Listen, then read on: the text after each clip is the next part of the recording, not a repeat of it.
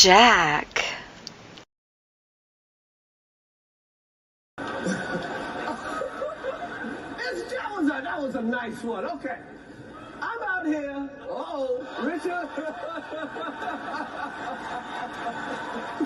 Oh, wow. Wow. Will Smith did.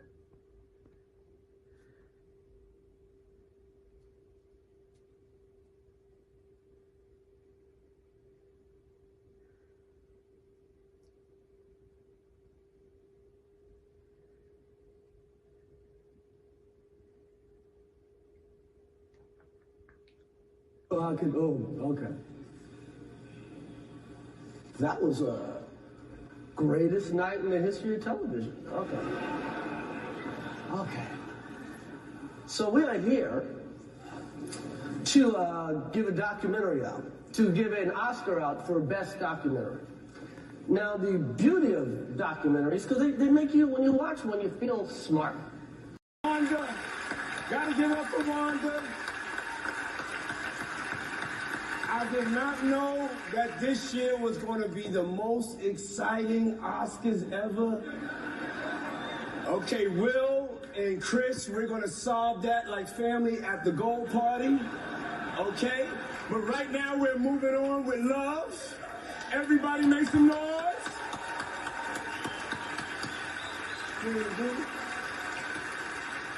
But check this out. Get ready, get jivin'.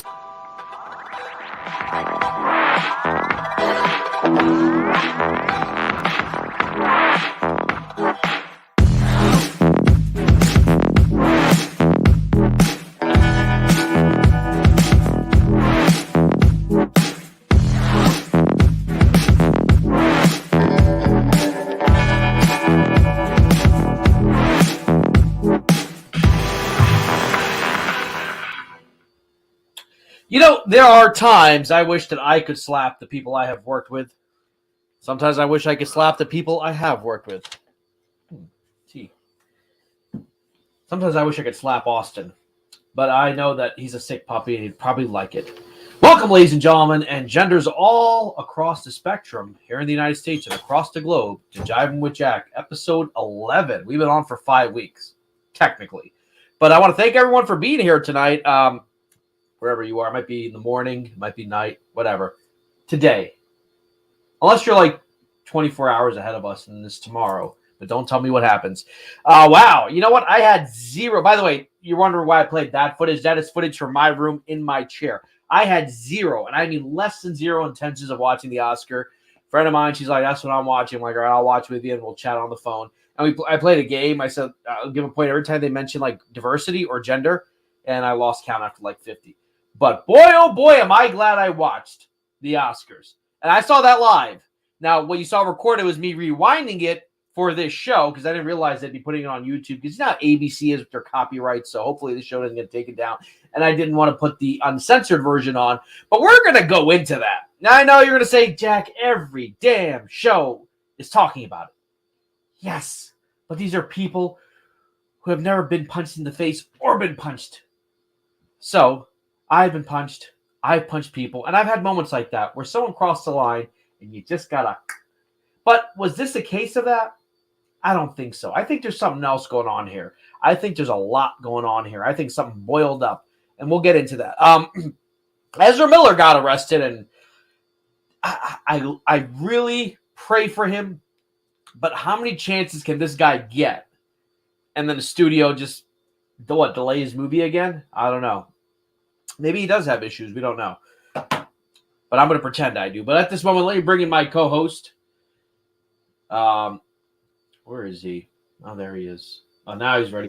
He's shaved! Look at that. Right. That's right. That's right. What's up, ladies and gentlemen? Good to be back. Good to be here, man. How you doing, my friend? I'm doing good. Dude, I couldn't sleep after the Oscars Sunday night. I literally had to take some sleeping pills. I was like so wired online. Yeah. You texted us and you were all like, "Man, this is crazy." Yeah. We got topics. It's been a couple of days, and in the couple of days since, some more topics have happened. But man, it's you're looking good. You're looking good. How you feeling? I'm feeling good. You know what sucked? I had my procedure done, and like it totally screwed up my sleep schedule. So I'm trying to get back to waking up earlier as possible. But unfortunately, I'm working on it. I woke up at 8 o'clock today, which is early-ish. I was waking up at 6:30 before, but trying to get myself in a healthy habit. It's funny. You and I always talk about like how we kind of want to stop talking about the Snyderverse as much unless something major happens. Yes. And lo and behold, this crazy fan base, aside from the slap heard around the world, actually got Zack Snyder's 2 movies to win the fan favorite moment. No award was given out. So those of you on Twitter saying that Zack has 2 Oscars, that is not true. He does not have 2 Oscars. But I got to admit, it was kind of fun to watch sort of the internet meltdown after those movies won. I'm like, good. Oh, today's going to be a fiery show, Jack. Oh, I love it. I love it. It's going to be fiery. Even though Army of the Dead is like, I think, one of his worst movies, I don't even put it in the middle. It's like towards the bottom. And it's sad that one got recognized, to be honest. It's like, come on, man. Of all the movies, why didn't 300 get recognition or Watchmen or like, oh my God. But hey, before we move on, before we get started, Jack, as always, I do want to recognize and thank and appreciate all of our audience members in the chat here. So before we want to say that Jared's mother. What's up, man? Ezra, the new lead for the new anger management reboot. You ever see Anger Management? Jack Nicholson. Oh yeah, I saw that in theaters. Yeah. Oh my God, dude, that's probably one of my favorite Adam Sandler. Hilarious movie. What's up, Tehran? Good to see you here. RJ, good to see you, RJ. Breaking Blue News. Oh, ooh, New Beetlejuice. That's the movie you're in. Let's see. RJ says, well, maybe we will talk about it. We will. Yeah, sure. We'll talk about Blue Beetle. You forgot my favorite person. Well, one of my favorite people, Mary Wilcox, with the English name. She said African people. I love Mary. I did not see her. Yes, I'm so sorry, Mary. I'm so sorry. Ashley, so good to see you, Ashley. We love you. We love you. Aaron, good to see you, Aaron, as always. See, read and hear. Will Smith slapping Chris Rock will forever overshadow his Oscar win. Very sad. Well, we're definitely going to be talking about it. Yeah. I have some thoughts. I don't necessarily agree, but we have some thoughts. We're going to definitely talk about it. Dear God, Aaron, please don't tell me this is true. Please don't tell me this is Sharon true. Stone, really? Oh my God. And she's the villain. What's her superpower? She spreads her anyways. Tehran. Dude, if they do that, I'm watching. I know you are. I bet you are. Basic Instinct, man. Woo, mama. Dear God. But no, hey, thank you to every one of our viewers. Thank you to everybody that watches and tunes in and that's been following us, whether from before when we were on Pop Culture Corner or, oh, dear God, it's real. You said what is happening? Huh? Did you hear what you just said? No, what I said. You said Pop Culture Corner. Wait, yeah, from before when we were over there. Oh, okay. I was just thanking everybody who's followed us from over there to over here. I misheard that. Come on, Jack. Were you here the one night where I almost said the tagline as I signed off? No. I almost said we do it for you. I'm like, oh. I think Kate was like, whoa. I'm like, yeah, in the show. But no, man. Thank you all of you for watching. Thank you for sharing. Thank you for liking. We're constantly trying to do stuff just to entertain you guys and to bring you guys some news and some fun stuff to distract you from the wonderful world of events that is happening outside the world of entertainment. But with that, no, let's what do you got first for us, Jay? Well, yeah, we got to talk about this. I wish we had, honestly, part of me wished I went live then because I was like, I had a million thoughts. So I know you were watching the Oscars. I believe you're probably shocked here that I thought he was going to do something funny.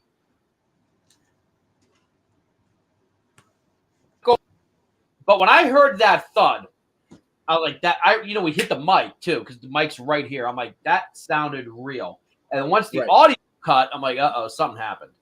Something happened. And if you watch the live version, they muted it all out. You see Will going like this, and then like everyone else. I was like, did that just happen? Was that real? You know, did he seriously just slap Chris Rock on stage over the G.I. Jane joke? And I have been in that place. That happened, I say no. But then there are people on Twitter who said, like, violence is never the answer. And I'm like, well, yeah, sometimes it is. I disagree with that sentiment. I've had to punch a couple of people every now and then. Not that I'm a violent person. I am. A lot of people tend to think, and I don't know where this BS psychology comes from, that if someone's bullying you or messing with you and you just let it slide, that they're going to have that Full House moment where they're like, wow, I should really change who I am. Cue 80s music. No, it's always the opposite. Sometimes you have to. I'm gonna give two examples later on tonight, this afternoon or this morning, wherever you're watching.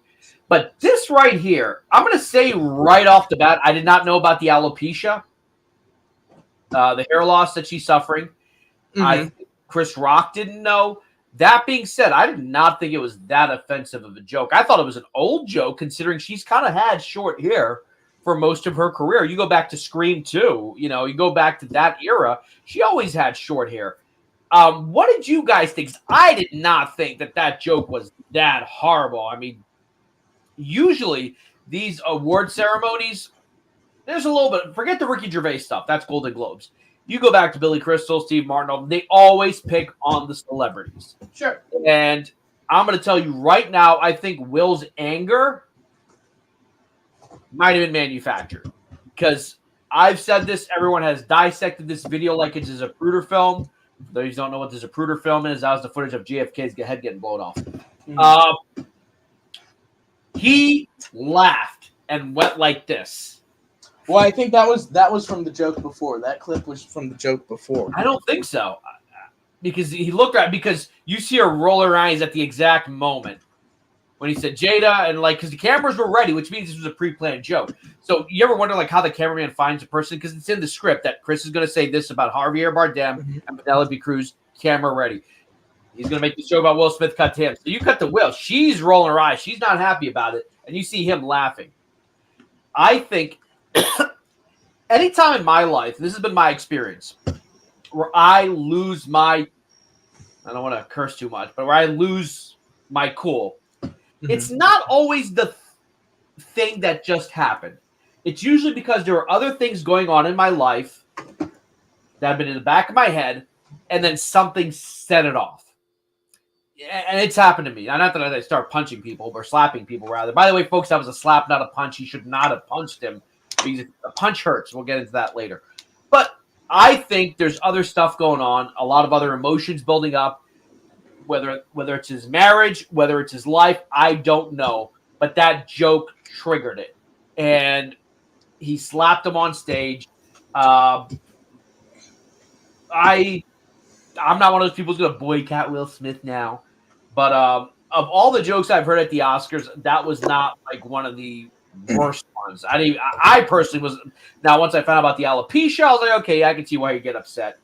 But I think the fact that he was crying when he won the award, I watched that speech 5 or 6 times, and I'm like, is he crying because he won? Is he crying because of what happened, the joke, or is he crying because what he did? Because I don't think, if you watch that video, when he's walking towards him, he's not looking him in the eye. And usually when you're pissed at someone, you're looking him right in the eye, like, I am coming for you. Well, usually. they don't have. I haven't seen a shot of Will coming from that angle. I've only seen the shot of him. Well, no, for the back. It looks like he's walking up towards him. And I mean, but look, if you look at it, he's not looking, and when he turns around, his face kind of like does like this. Like, I don't see anger. I see more like, oh, I guess I had to do that because I don't know. Like, I know, and we're going to kind of have to get into his marriage about this, but first of all, do you think that what he did was justified? Okay. So here is where I run into issue. Yeah. Right. Yeah. It's basically everybody will be making T-shirts. Are you Team Chris or Team Will? But no. Obviously, they're both in the wrong. Okay. Chris probably shouldn't have made that joke. I think that goes beyond the whole like comedy. Oh, you can't make. It was an ad lib too. Yeah, and it was ad libbed. It was not. They did confirm he did not have that in the script, which you can expect. Okay. You can expect that of Chris Rock, that he's going to ad lib some and that he's going to do. So definitely, you know, it's a sensitive situation. She's been talking about it for the past 2 years and how, you know, for her it's an uncomfortable thing. It's not something, you know, she's very happy about. You know, so it was, you know, bad timing on Chris, and then incredibly inappropriate of Will. Yeah. But here's where I started to have issue, right? Yeah. I'm not defending. Austin, there's someone in your room. I know. I'm He's stealing things. They're making coffee. I don't. But no. Where I started to have issue was people coming out and being like, "Oh my God, Will Smith needs mental help. Will Smith needs a psychiatrist. Will Smith needs this, needs that." Okay, let's all just take a step back here. I'm not defending his actions, right? I'm not saying that what he did was the right thing to do in the situation. But if somebody said that about Bradley or something, yeah, I'd probably get ready for a fight too. Like I just, that's just how I off my natural based reaction. Right there, in the moment. Like, in the moment. Yeah. And I feel like everyone is, because he's a celebrity and because he's Will Smith, is just kind of they're really going for it. And I feel like everybody's just kind of forget, okay, how would you react in the situation? How would you react in the moment? Oh, well, I'm a different story, but I think most people would just kind of sit there and go like, ugh. I guarantee you probably a good 70% of the people that are criticizing him would have reacted the same way. It's a reactionary. He's not defending his in the moment thing. He said it that night. Yeah, he apologized and he said, he gave explanation in his speech saying, look, I'm at a point in my life where I just got done doing this movie, King Richard. It's about family. It's about being there for his, and he is in a family of mainly girls, Jada and his daughter and all, and the mother and all that. So, you know, it's about being there for his girl, being protective. And I think I'm trying to remember what he said. He said he called Richard Williams a fierce defender of his family. Yeah. And so he never, to me, that never justified it. Right. But it was telling me this is where he's at in his life. He's at a point in his life where his family, Jada, and his relationship, and to be honest, their relationship and what they've allowed and all that has absolutely nothing to do with any of this. That's their business. There are different ways you can, like, how do I put this? But here's the thing. Here's the thing, is that he basically just said, like, this is where I'm at. I'm not justifying. I'm not defending it. He apologized the next day in an even longer statement and went into it about violence. So I think people need to just calm. And that's the other sad thing too, is I'll be honest, because it's two black men that did this. The media is going to make a frenzy out of it. Oh, that was great. I mean, they're gonna make a frenzy out of it, and it's just, I think all the way around, it's just kind of sad. I mean, I understand. I'm a huge position, Chris Rock fan. I mean, the first time I saw Bigger and Blacker in 1999, it was the first time that I was watching an adult comic, because it was like I was around that age where you stop watching what your parents watch. You know, they were both too far, in my opinion. Yeah. Real quick, Justin, were you quoting Chris Rock there? Because Chris Rock in his first HBO special talks about O.J. Simpson and Nicole. He's like, I ain't saying he should have killed her, but I understand. Like, you know, I wonder if that's what that was there. But they made up. P. Diddy said they made up. Here's what I think is going on. And I'm not going to pretend that I follow this a lot, but I had heard of it. They have been in an open marriage, and he's cheated on her, but they say it's not cheating. So because they've agreed to sort of, I don't know what they call it, polyamorous or something. Again, this is probably, you know, I can understand Will a little bit, like the buildup of, you know, all of this has probably got to him. Like, he has had years of this open relationship stuff. He's had years. Yeah, so that's what I'm saying. I don't there think was a it was whole necessarily silent. the joke. I think the was a joke whole- was the straw that broke the camel's back, because him and Chris are friends. They've known each other going back a while. I don't know if they like invite each other over for dinner, but like, Right, you right. know, Yeah, they both kind of came up around the same time, which was like the mid to late 90s. It's years of this crap and stuff. And because look, here's the thing. I don't follow it either. From my understanding, it's that they're not in a necessarily open relationship. That's not the case.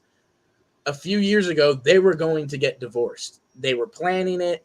It was in the works. Lawyers were getting, and they had basically already separated. He was seeing other people. She was seeing other people. Yeah. That's where they were at. Some things happened, and they changed their minds and decided to work out their relationship, and now they're still together. They're not in some open relationship or anything like that. But people took that and went crazy with it. Yeah, but like as Enosh is saying, I think there's like you're saying, like there's other stuff going on that maybe we don't know about. Maybe it's his marriage, maybe it's not. I don't know.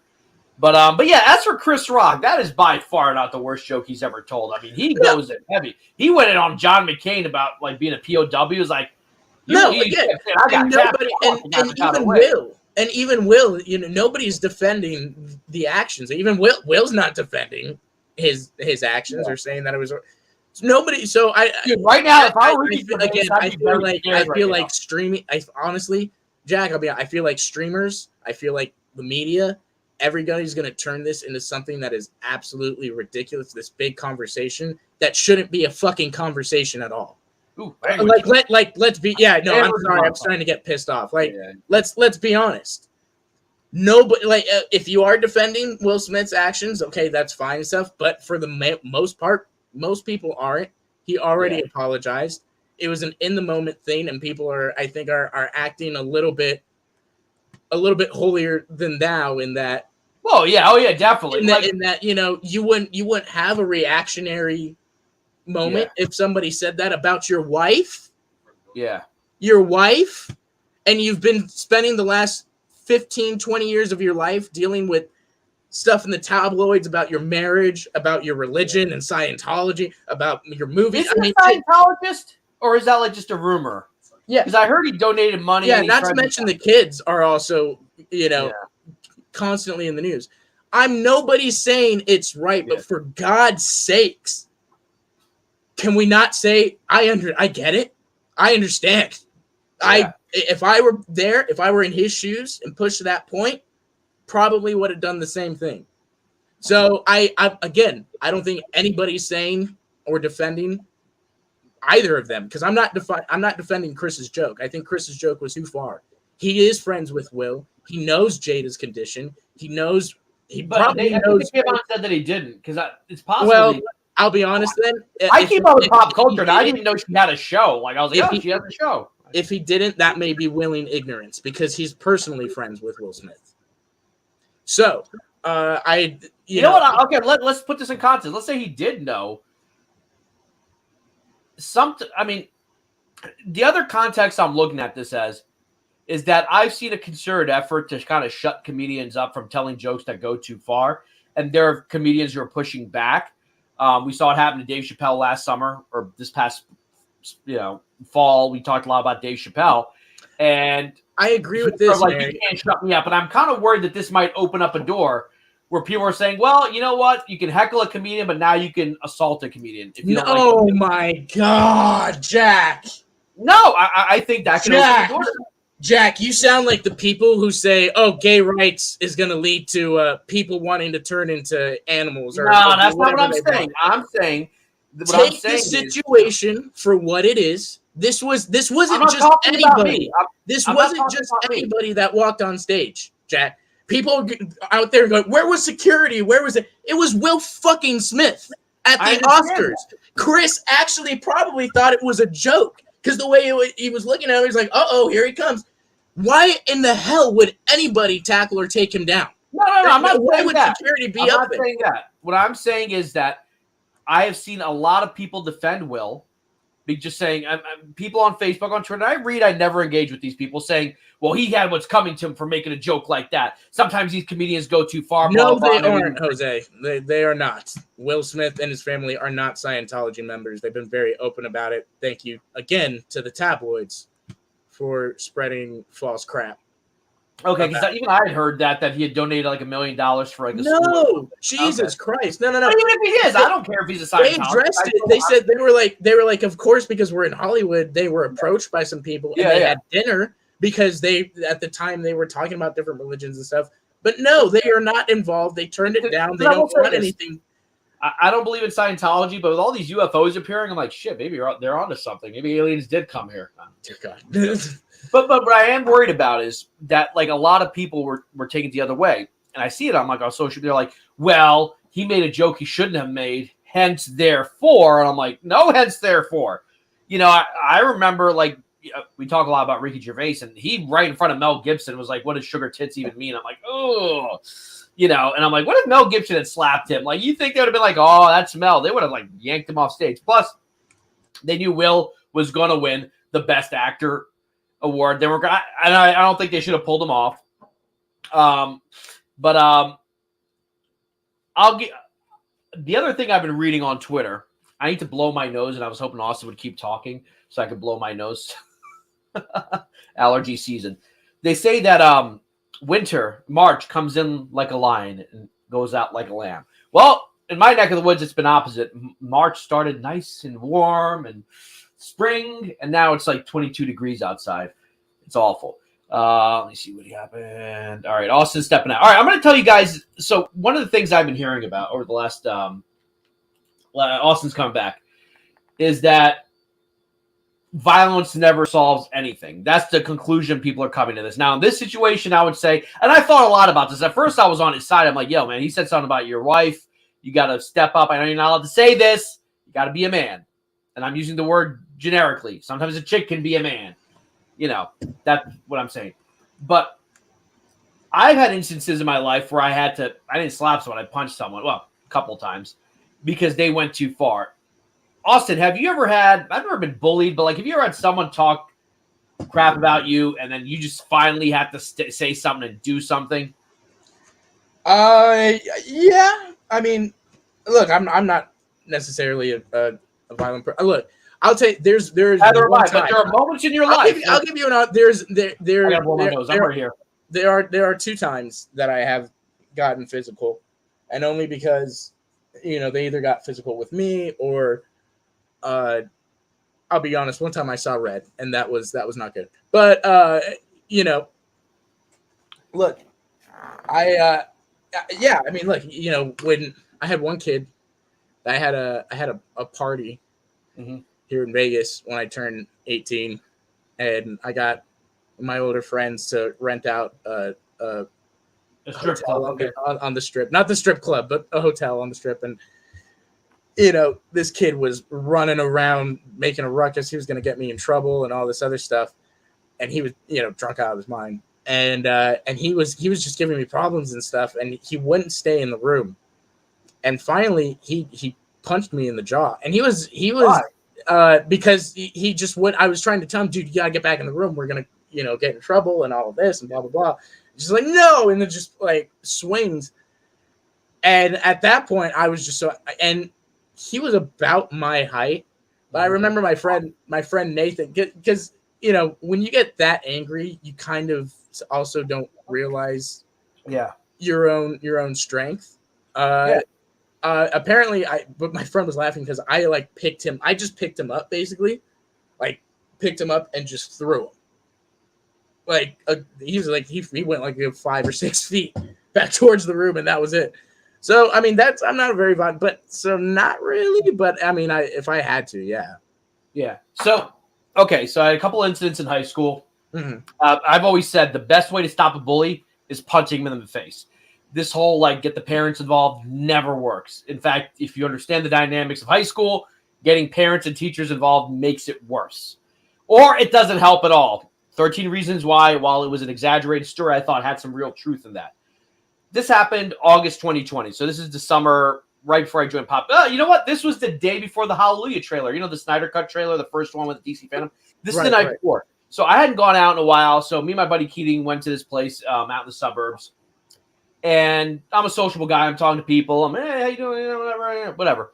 There's this one guy there, heavy set. And yeah, okay, he was fat. And I'll say that to you because he kept making Indian jokes. Now, first of all, I'm not Indian. Right. Second of all, like, okay, if I'm not Indian, whatever. I always try to, like, subvert humor, so I kind of throw it back at him in a humorous way. Started out like that. An hour goes by. 2 hours go by. 3 hours go by. This guy keeps making Indian jokes. I'm trying to play it cool. I'm like, all right, cool, man. You know, we're adults. Go ahead, do your thing. And this is something I've learned in life. When a bully keeps doing something like that to you, you have to stop it. Because if you don't, even if you get your ass kicked, you're going to regret it for the rest of your life. Anyway, so I'm like, all right, keep it cool, keep it cool. At this point, there's an outside area of the bar. We're all out there chilling, drinking, whatever. This guy goes into it again. At this point, everyone in the bar is kind of chuckling. All right? And I'm like, is this guy for real? Is this guy serious? And I just clenched my fist, went up to him, and punched him really hard in the jaw. He fell over. And at this point, I'm ready for his friends to jump me. But his friends are all like looking after him. And then like a bouncer grabbed me. He's like, you're out of here. You're out of here. Ooh. You know, just threw me out. And then he chased after me. He came after me. And I'm like ready for this. I'm like, this dude's fat. I'm going to use that against him. And then his friends kind of grabbed him, pulled him back in. Now, every normal person will tell me, well, you could have handled that better. And I'm like, no, because it's been a year and a half, a year and 9 months since it happened, or 7 months since it happened. No regrets. Because I think that dude is going to be very careful about what he says the next time he's in a bar. Because next time he might say it to a black guy, and, well, he might get him in trouble. Now, I was lucky, and I called a cop friend of mine the other day. He's like, dude, if they just kicked you out, that's fine. If they didn't call the cops, you're fine. They don't want that kind of headlines. Anyway. Right. Like, that was a moment. It's not like in the movies where I go up to him or like one of those stupid commercials like, hey, you crossed the line. You're saying things you shouldn't say. Bullies get off on that. They like to know that they got under your skin. And I've seen this myself. And not that I'm a bully, but there were times in my life where I picked on someone and I shouldn't have when I was younger. Not perpetually, but like, he did it. And when they said stop or like, dude, you're going too far, you felt more empowered. And that's what it is. It's about power dynamics. The same thing with sexual assault. It's a power dynamic. Serial killers like, oh, yeah, this person's asking me to stop and I have the power. Sometimes the best way to deal with a bully, and look, you will get in trouble. You may get in trouble. You may even get your butt kicked. But you will feel something about standing up for yourself. And it's funny because we're in the superhero world. And what do superheroes do? They take matters into their own hands. Now, I'm not saying go get a gun or do anything stupid like that. But like sometimes you just have to do it. By the grace of God, that situation did not get worse. He could have charged at me. I could have been seriously injured. Cops could have gotten involved. I would have had a record. Jack, nobody's gonna hurt you. You're a tank, dude. Yeah. But like, my point was that I thought about it a lot of time. I prayed about like, should I have punched him? But then I realized that if I didn't, for the rest of my life, I would have been like, I let that guy walk over me and I didn't do anything. Now, do I think that was analogous to what happened to Chris Rock? No, because I don't think anyone, if Will hadn't said anything or done anything, I don't think everyone would have said, oh, Will Smith is such a wimp. He didn't stand up for his wife or anything like that. In that specific situation, if Will had just yelled out, don't put my wife's name in your effing mouth, just yell that out, I think the message would have been clear. If he really was upset, he could have heckled him, because the audience was laughing. I think he had to make his point clear that, you guys are all laughing, but this is not funny to me. And I'll bring up his apology right here. He put it on Instagram. Let me see. Here we go. Violence in all of its forms is poisonous and destructive. I actually don't agree with that. My behavior at night's Academy Award was unacceptable and inexcusable. Jokes at my expense are part of the job, but a joke about Jada's medical condition was too much for me to bear, and I reacted emotionally. I would like to publicly apologize to you, Chris. I was out of line, and I was wrong. I am embarrassed, and my actions were not indicative of the man I want to be. There's no place for violence in a world of love and kindness. I would also like to apologize to the Academy, the producers of the show, all the attendees, and everyone watching around the world. I would like to apologize to the Williams family and my King Richard family. I deeply regret that my behavior has stained what has been an otherwise gorgeous journey for all of us. I am a work in progress, baby. We are all works in progress. I hear rumors that the Academy is investigating it. I would say just drop it, because the more you investigate, the more you're making a bigger deal out of it.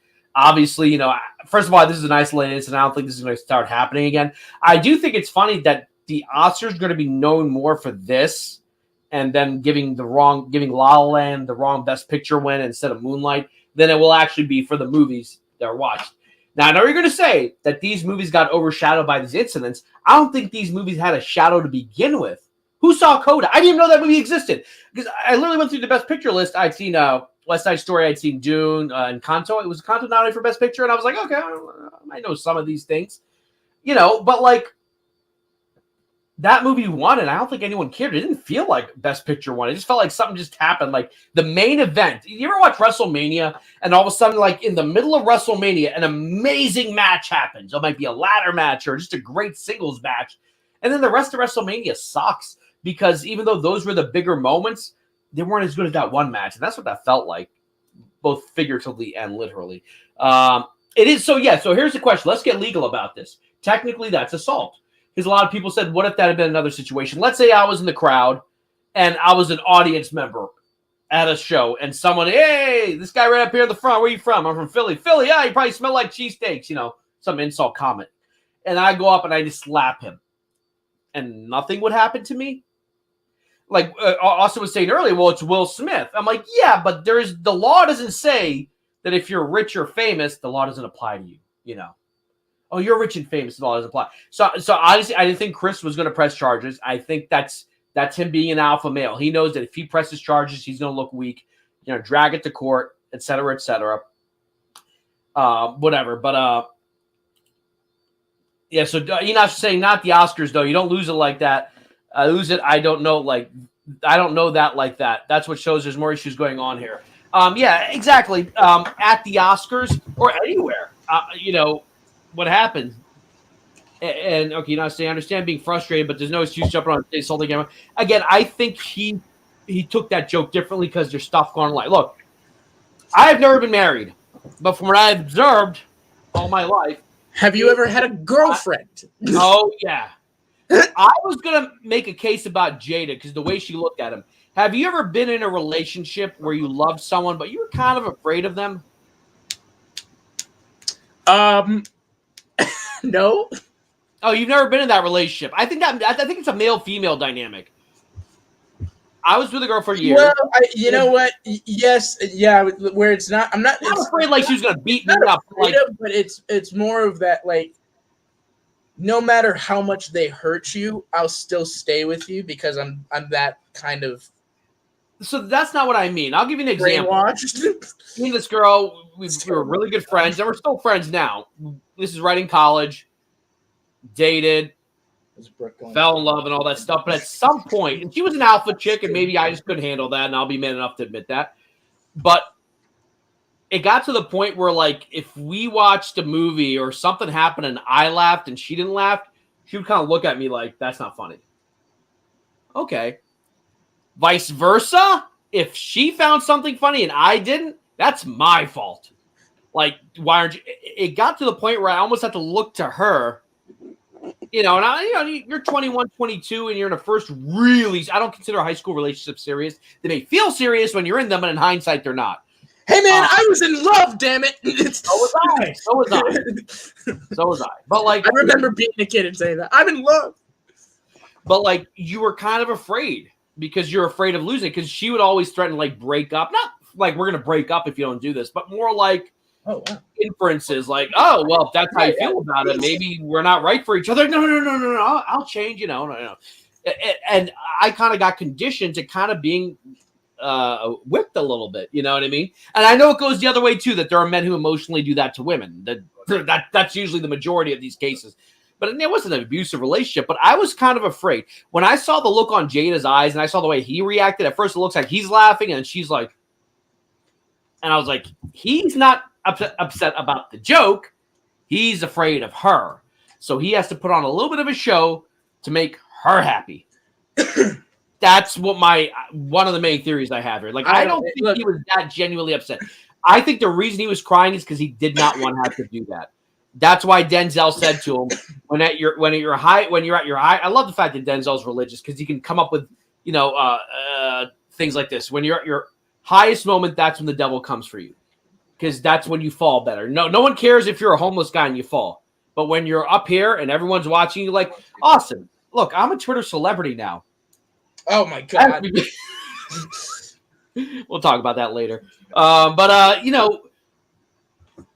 People, we talked about this with Britney Spears. Everyone loves Britney Spears right now. I'm old enough to remember when the media just pleasured themselves and watched her lose her crap. I mean, I thought about this too. I got to be honest. Like, that was another thing that I think just a lot of people realized wasn't a good look, for the Black community and stuff. They don't want to have those types of public feuds and stuff when so much stuff is happening outside of that. This is so insignificant that it's just a bad look. Could you imagine? Yeah, I think the Oscars were white again. Not pressing charges was necessarily alpha or anything like.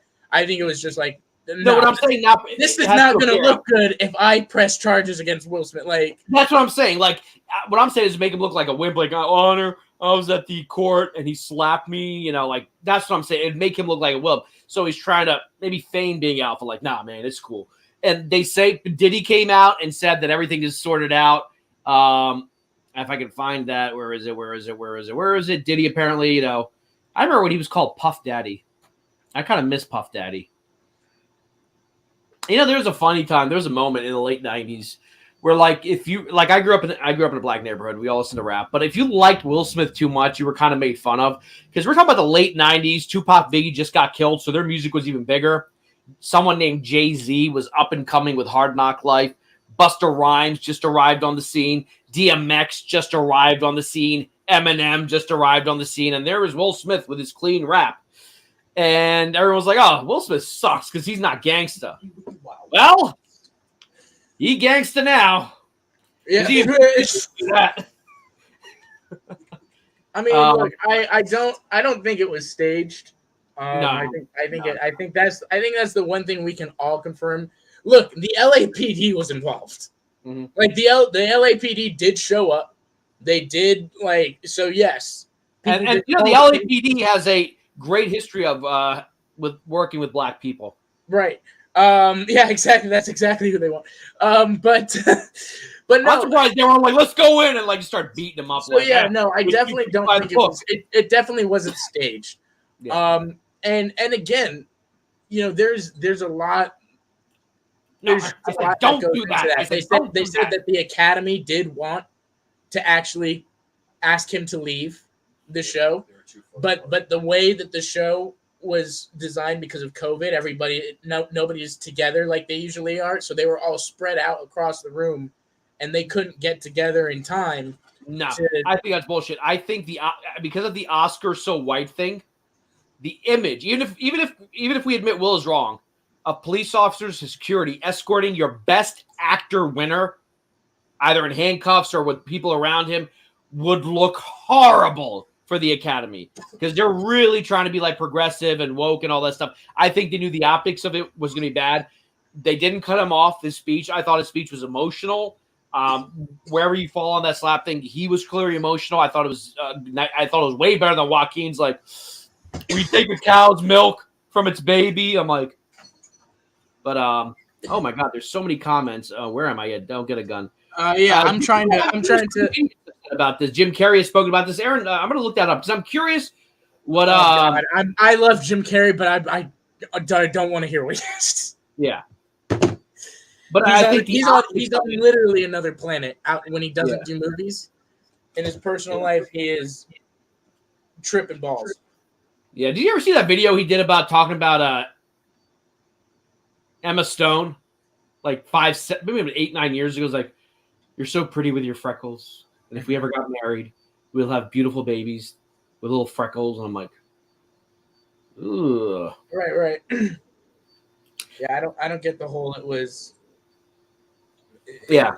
That's- Well, basically, they're saying that because basically the ratings for the Oscars have been pretty okay, bad. but integrity, yes, but don't act like there aren't some real moments. Yeah. I get it. Every now and again, you get something like what happened then. Yeah. So we can Even the issue that happened with Moonlight, like it was just an error. And you have to understand, they've done like 94 of these and 2 incidents. I mean, the other famous incident people were talking about today is when Marlon Brando refuses Oscar. You know, these sort of political moments that happened. But I think that, you know what I think everyone's obsessed about? Even I'm obsessed about it. I couldn't sleep that night. I was like, holy crap, that actually happened. And then the more I thought about it, the more I felt bad for Chris. I've been watching Chris Rock since I was a kid. Me and my sister, there's not one day that goes by where we don't quote a Chris Rock thing. Like what Justin said, like, I ain't saying he should have killed her, but I understand. Like, we love his HBO specials. I didn't like his Netflix one. There is also something humiliating about, like, there's a great scene in John Adams where Ben Franklin tells John Adams, never publicly insult someone because then they'll think you'll mean it. He's like, what, you think I should insult them privately? Yes! Insult them privately. Do it in private. But if you do it publicly, you burn down bridges. I think Will could have just shaken his head and talked to him afterwards or something like that. That would, at least in that situation. So this is what I think needs to be a thing, right? The conversation needs to change. Because even if Will Smith were on this stream with us, he would be agreeing. He'd be going, you're right. And I've talked about this, and I've you're right. You're right. My issue here is like, real quick, I gotta do this. Do you guys think that because he's a celebrity, he's not human, that he's emotionless, supposed to act perfect all the time, must be upstanding, has to be like, I get it, but he's human. He's like, what do we? I really got to give a shout out. This is the voice you hear in the Jivin with Jack. Whoa! Yeah, Steph. There we go. What's up, Stephanie? So that's where you hear "Get ready, get Jivin," and you know that's her. He apologized on stage. He knew what he did. Yeah. After he did, he apologized that night. He apologized to the Academy. He apologized to everyone in the audience. And all he did was he didn't justify it. He just said, "This is where I'm at in life. This is why this happened, because I'm in this stage. You know, I just got done making on top of it, he just got done making a movie about slavery with Antoine Fuqua from Training Day called Emancipation. That's going to be probably another big Oscar conversation. And you know what? His career, unfortunately, with the exception of Suicide Squad, ironically, has not been good for about 10 years, I would say. He's had a lot of movies that just kind of fell flat, whether it was Gemini Man, whether it was is that the one he did with it? What was the one he did with M. Night Shyamalan where it was him and his son? And like it was in the future or some crap. That was I don't know what it was. You know, he's kind of had a couple of his 40s have been rough on him, and even Suicide Squad, which was a huge hit, didn't turn into a franchise for him, at least for now, unless someone comes back. No, Snyder cut joke there, folks. Snyder first, but here's my thing, and this is my issue with apologies sometimes, and I've been guilty of this. That sometimes you apologize, and deep down, like you feel sorry, you are sorry, but the deed is done. You know what I mean? Like, I'll give you an example. As a man, as a straight man, and there are a lot of us, getting slapped by another man, it's a very humiliating thing. Okay, it's different if you're a kid and your mom slaps you. I know you're not supposed to say that, but my mom slapped me too much. If I'd known the laws then, what I know now, I would have been emancipated. Just kidding. But like when a man slaps you, what you're basically saying to them is you're not worth a punch. And for Chris, everyone's gonna look at Will two ways. He's a jerk for doing it, or hey, he stood up for his wife. For Chris, it's gonna look, and mind you, Chris is not a young man. He's 57. He's got a lot of he's got a lot of age behind him, experience. Getting slapped like that in public, like, okay, let's say someone I know here. Where's Justin? Justin. Okay, so Justin, let's say you came to Philly, like we often do, and I slapped you because you said something I didn't like. There's something about that's worse than a punch, because it's almost like, and I know this is going to sound patriarchal, but the idea is that women slap, men punch. But for like to just get slapped like that with a right hand, there's something very massive. So I feel bad for Chris. Okay, you should have made the joke. Maybe went too far. However, there's.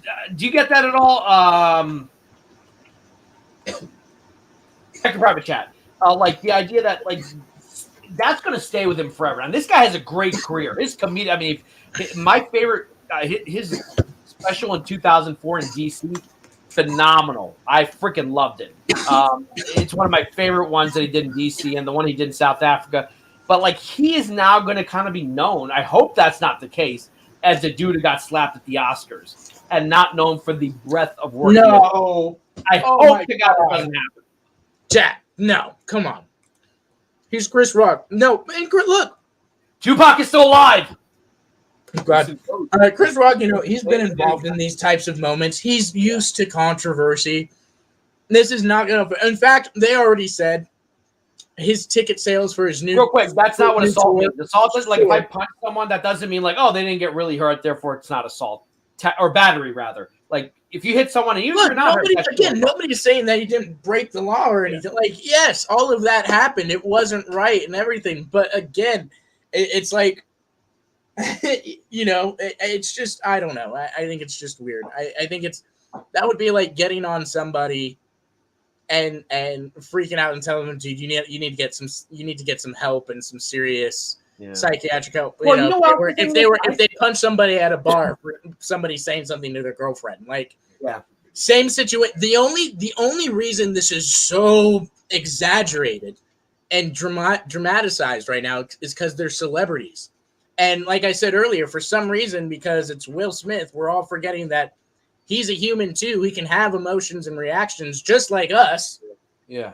I think a lot of it is just people wanting views and clicks. And not only that, no, I don't think so. I also think that sometimes, and this sounds awful, just the distraction of it feels nice. I know that sounds horrible, but that's the God honest truth. Between the economy sucking, gas prices, and like there's a war going on, I think people were just excited to say, oh my God, here's something I can talk about that has nothing to do with politics or religion or any of that stuff. I think, again, context here, Stephanie. Chris and Will they know each other. They're friends. So I don't think, and Chris knew. Chris knew I probably overstepped the line. How many comedians joke about probably the moment where they're about to get punched because they said something that went too far? So you really don't expect as a comedian for this to happen at some point in your career? And he knows it. Chris knows it too. Chris knows he knows stuff. So the sources I'm reading, the thing there, right, is that they're friends. Again, same thing. If I got into it with a friend at a bar or something, and he hit me, or not, I'm not going to press charges on my friend. Even if it was, unless it's a pretty crazy circumstance. But if it's just a little spat like that, like he made a joke, I got pissed and I punched him. But I think so this is the point I was making. Like this, what happened with me was different because I'm saying like this was a comedian who told a joke that maybe crossed the line. But you're also on a stage where, well, the Oscars, like thousands of people are watching. But the humiliation of it for Chris, even if he apologized for the joke, said, all right, that went too far, that's going to stick with him for a very long time. Look who's here. Hey, what's up, guys? I'm here for two reasons. One, because I think it's stimulating conversation. And two, I want to test my new phone that I got to see if it's going to go robot voice on me at any point. Because if it is, I'll be honest, you look great. Yeah, awesome. The picture's great. Like the picture is phenomenal. Well, I swear to God, if it goes robot voice on me, you're gonna see me crash my car into a T-Mobile. And then I'm gonna go up and start slapping people myself. See, we're all human. Reactionary every moment. No, We're I'm all kidding. human. God's sake. No, that's funny. That's funny. I see Jack got his moment to blow his nose. I've Right. been there many a night. He's fixing his hair. Yes, sure he is. Sure he is. No, trust me. I know that feeling, especially these last 2 weeks, man. My allergies have been going crazy. And been starting shows where I look like my eyes are bloodshot and everything else. Bradley can tell you, I just got over dying like the past couple days. I died. This is the first day I feel good, so. Oh, he froze. No! Oh. The boss is frozen. Oh. There he's back. There he is. Man, I'm behind in the comments. I'm like 25 minutes ago. All right. Oh, they're arguing with each other. There we go.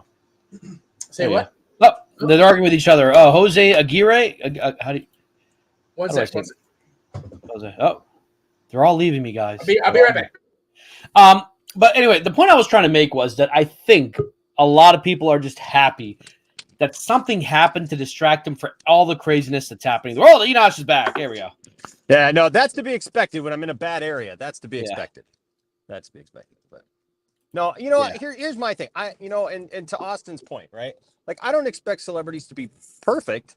Like, dude, celebrities get into all kinds of stuff. I mean, look at the stuff with rappers in the late 80s, early 90s, Death Row Records, Suge Knight holding, ice or vanilla ice outside of a thing, like outside of a house or a hotel room. There's all these things that happen, right? But I'm just being honest. I the older I get, and this really, and I don't want to get into my age thing, because I know we had a whole conversation about age the other day, and it's not really that, but this whole I gotta be a man thing, like the whole I gotta be a man thing has dwindled on me. This whole idea of somehow, like, if somebody says something to me that I don't like, somehow I gotta meet that with some kind of aggression or violence or something like that. And listen, I get it. Like, you get frustrated. Like, and if somebody was in my face and like just over and over again, there's a time to take care of that stuff, right? Like if Chris Rock had jumped down off that stage and like he was like, in his face and like telling joke after joke after joke and like bringing up the alopecia and like all that stuff, like, you're asking for something, right? Yeah. I mean, like, Oscars or no Oscars, you're asking for something there. A stupid joke that, I'll be honest with you, like, and I've thought about, look, Tiffany's got conditions,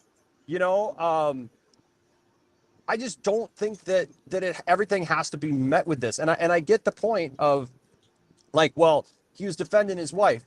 Okay, that's fine. But there are other ways to do that too. I've defended my wife since the time that I've been a YouTuber. I've had to deal with people making fat jokes about me, making fat jokes about my wife, especially. I mean, look, we got. Enosh, I want to apologize about those comments. That's before I joined the lounge. No, dear God, joke. No. I was just trying to inject some humor. I weighed 430 pounds myself. My wife, my wife had gotten bigger. We both had the bariatric surgery now. We've both been down that. I've had people make disgusting sexual jokes about me and Tiffany because, like when we were bigger, especially after we did our Star Wars The Force Awakens review, you can go back and watch it. It was the first like reaction really kind of like that we ever did. Like, I was really super excited. I couldn't even do it right on my phone because I didn't have the right software to be able to do it. So like I do it like in like two long, skinny things side by side. And so like I didn't even have the technology to do it right, but I did it, and people were like making jokes about like, oh, how do these two even have sex? How, stuff like that, right? And so, which very well, by the way, just telling you.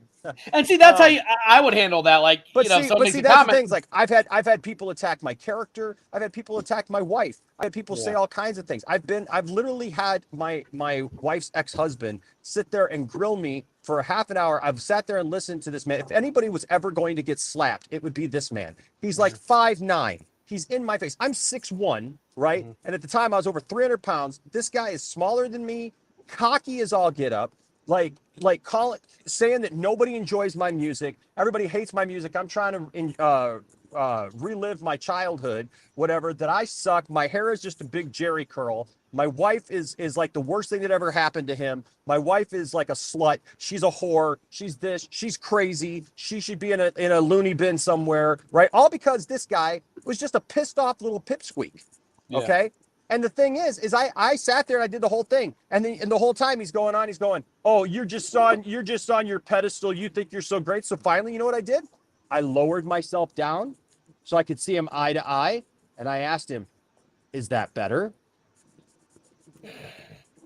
See, that's a good way to handle that. And also, I looked at him and I said straight to his eye, I said, you know what? I want to thank you. And he goes, for what? And I said, I want to thank you because you know what? You didn't appreciate what you had when you had Tiffany. You didn't appreciate the woman that she was or how wonderful she is, because what you guys see on air is absolutely who that woman is. And I said, I want to thank you because being the little bitch that you are, you made me the happiest man on the planet.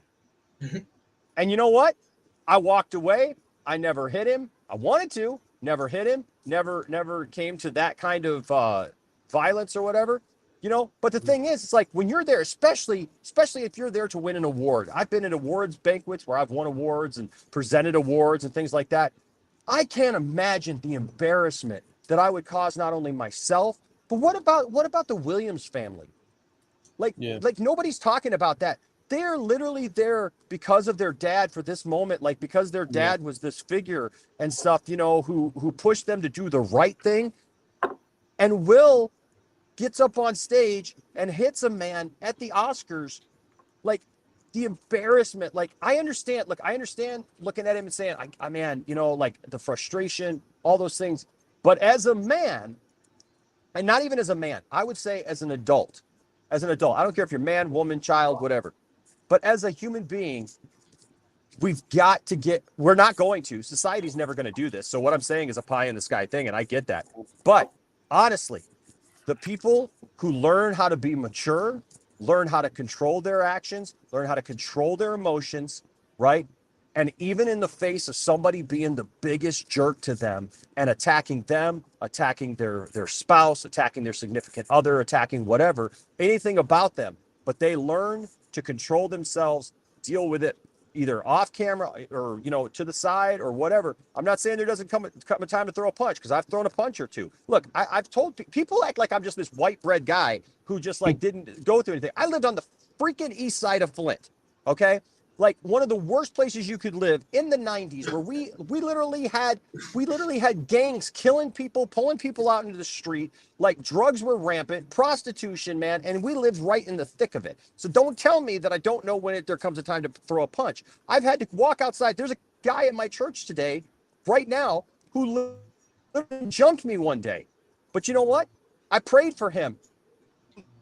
I don't mean to get all scriptural on you, but there's a scripture that says, I will repay. Vengeance is mine. I will repay, says the Lord. The best thing you can do is pray for somebody, walk away from the situation. That guy who jumped me, here, I'm going to give you some irony here. And because we just laughed about it. We're now in our 40s, right? But we were friends. Mm-hmm. He was involved in some stuff. He was breaking into stores down by where we were at and, you know, robbing some places and stuff like that, I guess. And there was a rumor going around because somebody had narked on him, right? I didn't get involved in all that stuff, right? But somebody had narked on him. Well, a friend of mine, his dad, should get the heat off his son because his dad was the one who narked on him. Mm-hmm.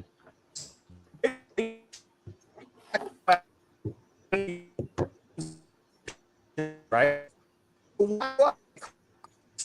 I'm in dress shoes, in a suit, going out to my car to pick something up. Here comes Mark down the street. Mark sit in my face, go back and forth, right? You know, fight starts, whatever. I ended up slipping. There was loose gravel. I slipped in my shoes because I was, you know, wearing of all things. And I slipped and I fell back and I hit my head on the rim of my car. And I had an 86 Grand Am with those hard steel like wheels and stuff. And so it kind of teased me or whatever. Ended up jumping on top of me, slammed my head into the ground. Yeah. My grandma comes out. My friend Rusty comes out. Rusty grabbed him and stuff. There's a whole big fisticuffs things going on. You know, Rusty slammed him into the ground. He's over there, F you, F your grandma, F, you know, blah, blah, blah. My grandma yelled after him and said, Mark, you better watch it. You just came after a man of God. 2 weeks later, now if we can joke about that, we can let that. Oh, they 2 weeks later, Mark was at my front door. His face was unrecognizable. He looked like he had a full beard, and it was all. Remember, he had slammed my head into the ground, and I had like this big thing from the concrete on my head, right? The dude, his whole face was nothing but road rash because he got hit by a car, flew off the front, scraped his whole face alongside the ground, and he came and stood at my door and he said, "Please forgive me. I am so sorry. I screwed up. I messed up." Take it out of your hands. Yeah. To Oh, we're losing you for a second, I think. We just don't have to do. I don't know. Yeah. Yeah. No, but I would say that, like, even if you that's all wanted I'm to saying. slap him, That's all I'm saying. do it privately. Doing it on like a public forum like that in front of so many people. I mean, and the point I was making before you came on was that I feel bad for Chris because I hope that this is going to haunt him for the rest of his life. Like, everyone's going to be like, "Hey, the dude got slapped," like. Even though there's been apology and they've made up, their friends, just the fallout from this in a culture that likes to enjoy and likes to revel in people getting insulted and made fun of and hurt. This is what he may just very well be known for. Like, oh, he's the guy who got slapped for making a joke. Let me ask you this. Let's flip the table. So people like a fight, dude. People like a fight. Let's flip this to the Golden Globes. I'm sure all of you guys have seen like Ricky Gervais go right for the jugular at the Golden Globes. The only reason people watch the Golden Globes is when Ricky Gervais is on and he goes far, he'll make fun of everyone there. I mean, look, what would happen if someone, let's say he made fun of Paul McCartney one time, he referred to, he makes fun of everyone. If one of those celebrities came and slapped in the face, like, and everyone, these award shows are mini roasts. Even at the Oscars that night, look, what's her name? Amy Schumer had gone after Andrew Garfield, went after the Gyllenhaals, calling them, saying that they were lovers. You know what I mean? Like, there's the whole thing where they made fun of Kirsten Dunst and called her a seat filler. Now, granted, that was planned, but these are I mean, roasts. Again, here's my thing, because I don't disagree with you guys. You guys are all right that he shouldn't have conducted himself that way and all that, blah, blah. But it happened. He did do it. He's not defending himself. He said he was wrong. He said he feels embarrassed, and he I think he even said in that he does feel like he ruined the moment and stuff. So he acknowledges all of that. Yeah. So I guess my question is just, what's the conversation? Yeah. Yeah. And I guess like if there were people defending him and being like, oh yeah, that was the right time for him to do that and all that, then yeah. But like I said, even Will has acknowledged and all that. Mm-hmm. My whole thing is just I don't think that necessarily shows or proves or for me anyways that he's in need of some serious psychiatric help. Oh yeah, I agree. Oh yeah, he needs to go and deal with it. Or even I saw people bringing up that the relationship is leaning. Well, we don't know any of that, and like I said, I think that's my thing is just I don't agree with it, but I still like Will Smith. I don't hate Will Smith, and I appreciate that he did come out and say, I was wrong. This doesn't look good. This doesn't look good for anybody, for the Academy, for like like I said earlier, for the Black community. This is not, My heart hurts. My heart hurts for him, like Cherie just said, because here he wins the Academy Award, and he's not going to be remembered for that. 2022, like it's going to be remembered as he went up on stage and slapped Chris Rock. Yeah, and that's too bad because that's a great achievement. And to have it marred like that. Yeah. I think what should happen moving forward, and this should be a great moment, next year, Chris Rock should host the Oscars and should have a moment with Will Smith. They put our arms around each other. Maybe he introduces the nominees for Best Actor 2023 and he's like, I'm proud to present my friend, blah, blah. Academy Award winner Will Smith, and they come out and they just hug each other, just or something like that. I think would be a beautiful moment. And we know they're friends. We know they go back to the 90s. They both were kind of up and coming early 90s and became huge in the late 90s. I would love a moment like that. Integrity, I love you, buddy. We're going to get to the Snyder Cut, but it wasn't fake. No, again, and I can address all of those things too. It's like first of all, no security jumping in, because that's gonna happen. If I believe it was real. It looked like for a second Will was maybe gonna go stand next to him and make a jump back. That's what I thought. Or I think that's what he thought. That there was gonna be a little improv moment between the two of them. Because even the way Chris reacts, he goes, "Oh no, here he comes!" You know. Yeah. Yep. And so that's exactly what I thought was going to happen, Austin. That's exactly what I thought was going to happen. So no security is not going to run up on Will Smith, right? Because nobody expects that. And the Academy knows he's about to win Best Actor. And I also said the optics of it, right? Especially after again, Rock's body language. He's not expecting to get hit. He's like, what are you doing, dude? You coming up here? We're gonna have some fun,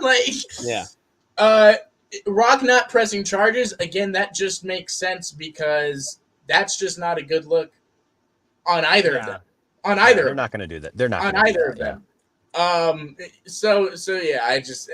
But believe what you want to believe doesn't mean it's true. Just don't go around saying it is. Because if that was and Austin, I agree with you. I got to run in here real quick, but I'll try to come back if it's applicable. But Austin, I agree with you. Like people are way quick to rush to judgment about people, right? Mm-hmm. So obviously this was something that was way out of the norm. It's never happened before like this, right? Where somebody like at the Academy Awards of all places, or a major event like this would jump up and just attack somebody, right. Over a joke or anything else. Right. I think that it's really easy to go, well, there's some issues there, but a lot of it is, like you said, it's based on the tabloid stuff that's been said about them. Who knows the truth over whether or not they're involved in Scientology or their relationship is whatever, it just, at the end of the day, I think the best thing we can do is pray for those involved, hope the best for them. Like if you're not a religious person, just hope the best for them. Look, if there is something there, I hope that they do get the help that they need. I think that what we've seen on the outset of their family, that there's some weird dynamics there with their family, and how they conduct themselves and some of the things that they do are a little strange. Yeah. But that's Hollywood too. When you have Hollywood families, they live in a different world. They live in a world that we don't understand sometimes because they have access to things that we don't have access to. And, there's just a lot of issues there, but like I said, I can't say that, like he needs medical attention or psychiatric attention or anything like that. We don't know that. He got pissed off. I do agree with you though, Jack. I think that Jada has a lot to do with it. Yeah.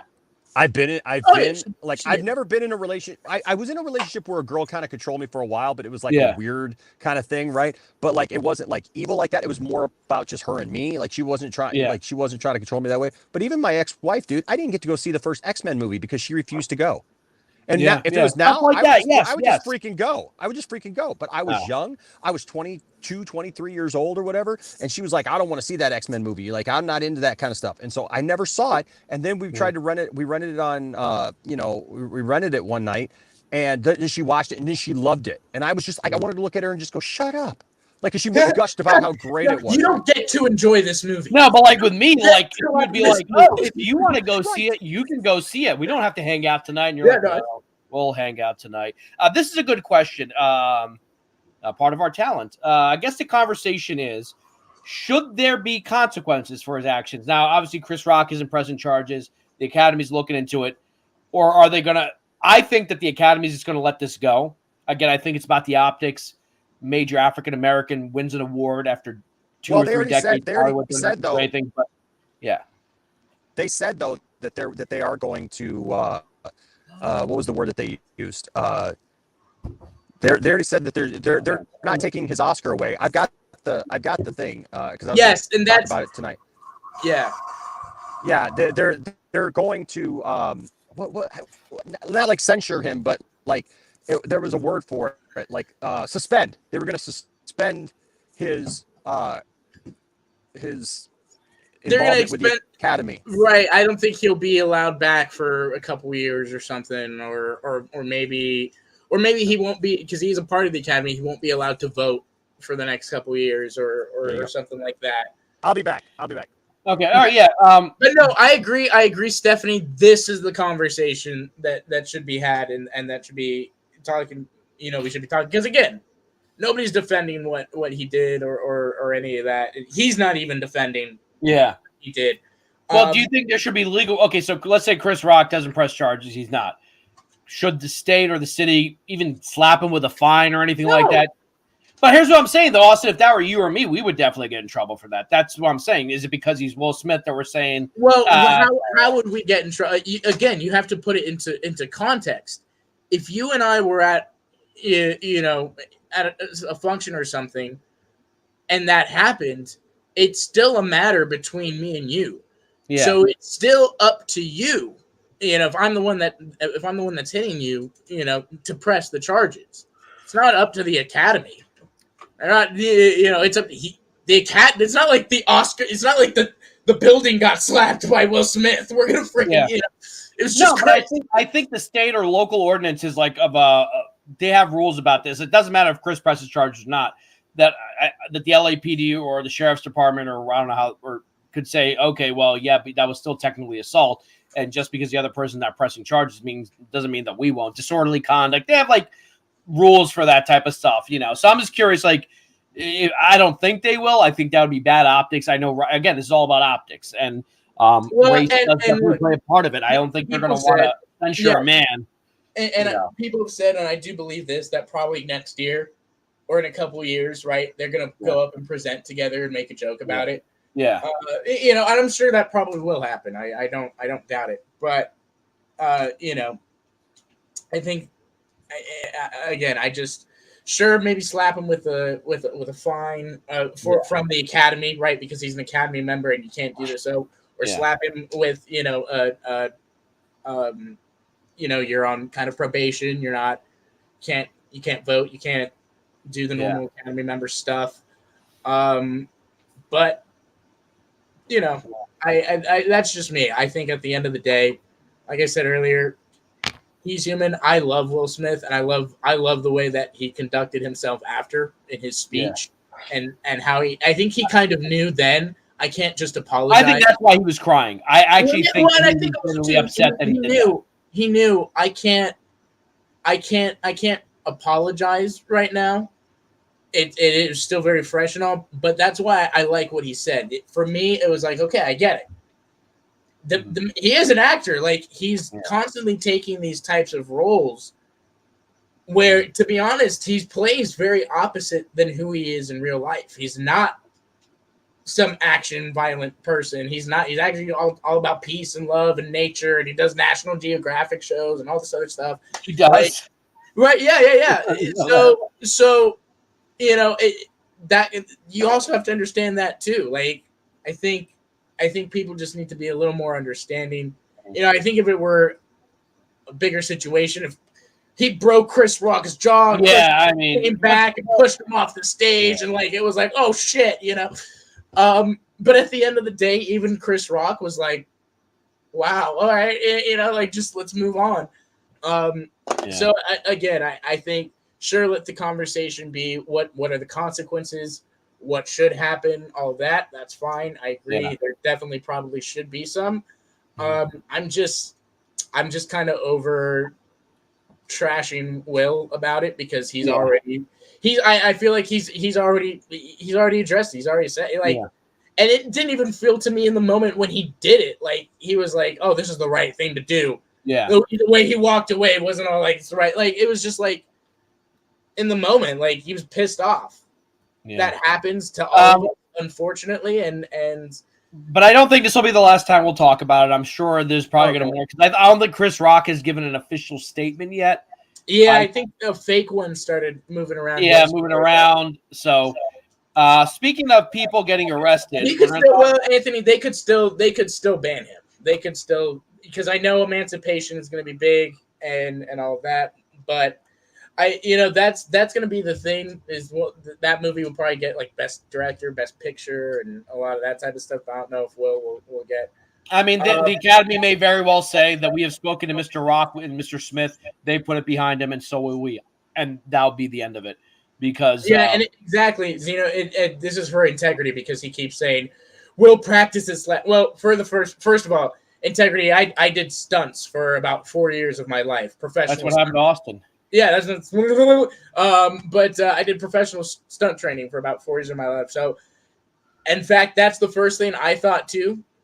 I zoomed in. I was looking. His hand's over here. He doesn't. And yes, you hear the thuds, like and that's what I thought, because when an actor does it, fakes it, right? They come up and you do this real quick. You want to hit yourself and make that sound. Yeah. His hand stayed out the whole time. Yeah. Never went back to it. He went up there and so either you're blind or integrity, for you saying the proof needs to be on us. You need to prove that it was fake, because this is not a good look for the Oscars, for the Academy, for Chris Rock or Will Smith. There are no winners here. The only winners are those of us who are trying to not think about World War III. And also, that technique is barely used anymore. Yeah. Unless you're theater stuff. Or even wrestling. When they kick, they slap their legs when they kick, so it sounds like it hit the person. Also, most actors would not be practicing this because there's people called stuntmen that do it for them. Yeah, this was a real incident, and I would take this bet, integrity. I will gladly, please, integrity. I need a win in my life so bad right now, and I could use the extra cash. So please, I would love to take this bet. Well, integrity, hold on to your horses, because we're inadvertently going to talk about the Snyderverse. Because speaking of assault, oh God, you're gonna Ezra Miller got in trouble, so we're gonna be right back right after these messages. It's finally here.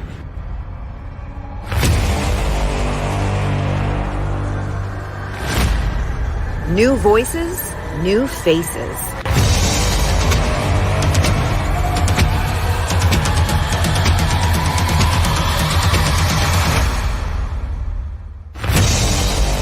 Welcome to the Pantheon. So, I thought I had uploaded myself about what's his face, Ezra Miller, and I didn't. So here it is. We know there was an incident a couple years ago. It was on camera. We're not quite sure what happened. He put his hands on someone's throat. I don't know what it was. Whatever. It's in the past. Some people said his movie was delayed about it. But apparently yesterday in Hawaii, he got arrested again.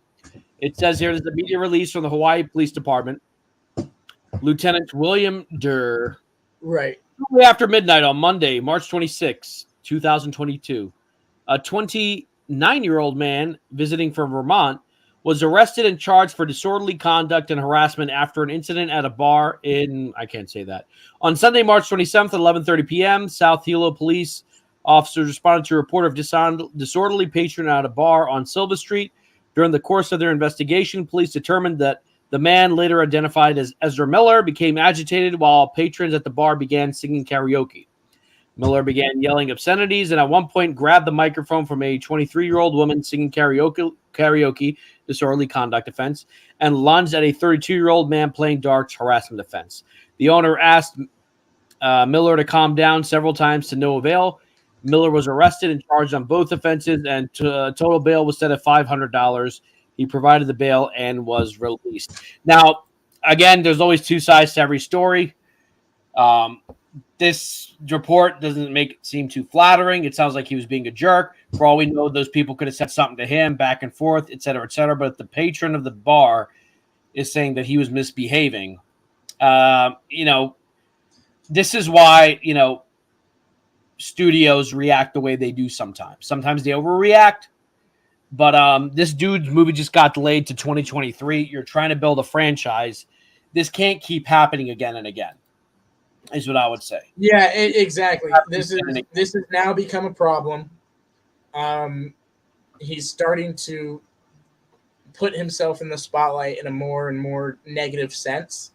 Yeah. Almost every time you hear about him, it's not good. Yeah. I do agree, right? Mm-hmm. I think WB's got to have a sit down. Yeah. With him. And look, this is nothing new. Yeah. I think most recently, very famous writer and director Paul Schrader, mm-hmm. who he wrote Taxi Driver. He wrote some of these very, very famous screenwriter. Mm-hmm. He got told by Lionsgate for his last movie, you can't post on Facebook until the movie comes out, because he had a lot of political posts and that's what he liked to talk about. And he understood, he complied, and he was like, all right, we'll post on Facebook till the movie. So Ezra needs to understand that it's not all about him. There are other people involved in the movie. There's already the reputation of the movie is in limbo, right? It's already not in the best place, and anything Ezra does right now, anything will affect that movie, because DC fans follow him and what's happening with those films so closely. Yeah. So I think they definitely need to bring him in. I know he's got a lot of things that he's very passionate about, and that get him fired up. Mm-hmm. And so, or get them fired up. I'm sorry, I keep saying it. Them, they, them. My bad. I sorry. But is that his preferred gender? Yeah, his preferred gender is they, them. Oh, I did not know that. So yeah, I apologize. Yeah. So yeah, my apologies. I know I keep forgetting. I'm just. I did not know that. I've been calling him. So okay, all right. Right, and so I just don't know that they. WB wants to sit them down and be like, hey, just until the Flash movie is out, please chill. Yeah. Let's get this thing out. And you know what? And then, yeah. As vicious as Warner Brothers has been, they gave him a second chance. This movie was shelved for the longest time. And I know I don't want to bring the topic back but I know it's being brought up in the chat, and I don't want to leave him out because we did address him. But just kind of last address on this integrity, and then we want to move on into this. Like I said earlier, my first reaction of people breaking down the video both ways is as more than likely fake. You guys act like news isn't faked on a regular basis. No, I'm not. In fact, that's exactly what I said earlier. Yes, it's mostly fake. But every now and again, you get something real like that. You get a moment like that. That happens, right? You get Kanye jumping onto stage, taken during Taylor Swift's speech. So yes, integrity. Nobody is saying that there's not fake news out there and that's not done and all that. Nobody said that. But just like that, come on. Every now and again, there's a real one. Yeah. Say the same and thing. Again, you have to ask yourself, it was faked. Who's the winner? Right. Yeah. So really weird. If this was to boost ratings, this would have happened at the beginning, so that people would have tuned in for the next 2 hours. This happens, I think, in the later third of the show. How many people are going to tune in for the last half hour? And most people were on Twitter. Well, actually, that is when they have their most views, because the last half hour is when they run Best Actor, Best Actress. Yeah, that's true. That's true. So that is like no one comes out looking good out, and not the Academy, right? Not Will Smith, not Chris Rock. Yeah. But yeah, I can see this, RJ. I don't see Ezra doing any press for Fantastic Beasts. I can see them kind of staying out of the spotlight, which I think is best for now. Stay out of the spotlight. Get back to focusing on your work for a little bit. And let's get him the help that he needs, because clearly there's some stuff is bothering him. Yeah. And it needs to be addressed. And I like Ezra. I don't have that much of a problem with him. I've only ever seen him in Fantastic Beasts, and I like that movie a lot. The Snyder cut or whatever. I like, or not Fantastic Beasts. I'm sorry. I like the reason I like Ezra is I liked Perks of Being a Wallflower. Okay, I didn't see that. Was Ezra in the first Fantastic Beasts, or was he in the second? Yeah, one? no, he was a cameo in the first one. And then he was He's 29. Oh, he's a role in the first one. He's not in the second one. Yeah, he's barely in the second. Barely in the second one. Okay, all right. Because I saw them back to back. I enjoyed them for what they were. I'm not a Harry Potter person, but I enjoyed those movies. But okay, so like here's the thing, and this sometimes I think sometimes people are unappreciative. If I was in Ezra's shoes, okay, I had one incident that may have been a contributing factor as to why my movie was canceled. Right. Cyborg movie was canceled. All these things were canceled. I got my movie back. I got The Flash back. They're putting Michael Keaton in. They got Ben Affleck back. They're gonna introduce Supergirl. And those are the ones we know. Who else knows? There are rumors that Zod's going to be in that. There are rumors that Henry Cavill. I mean, and it's my name on the marquee. Right. If that were me and I had screwed up and I got my movie back, I'd be very grateful.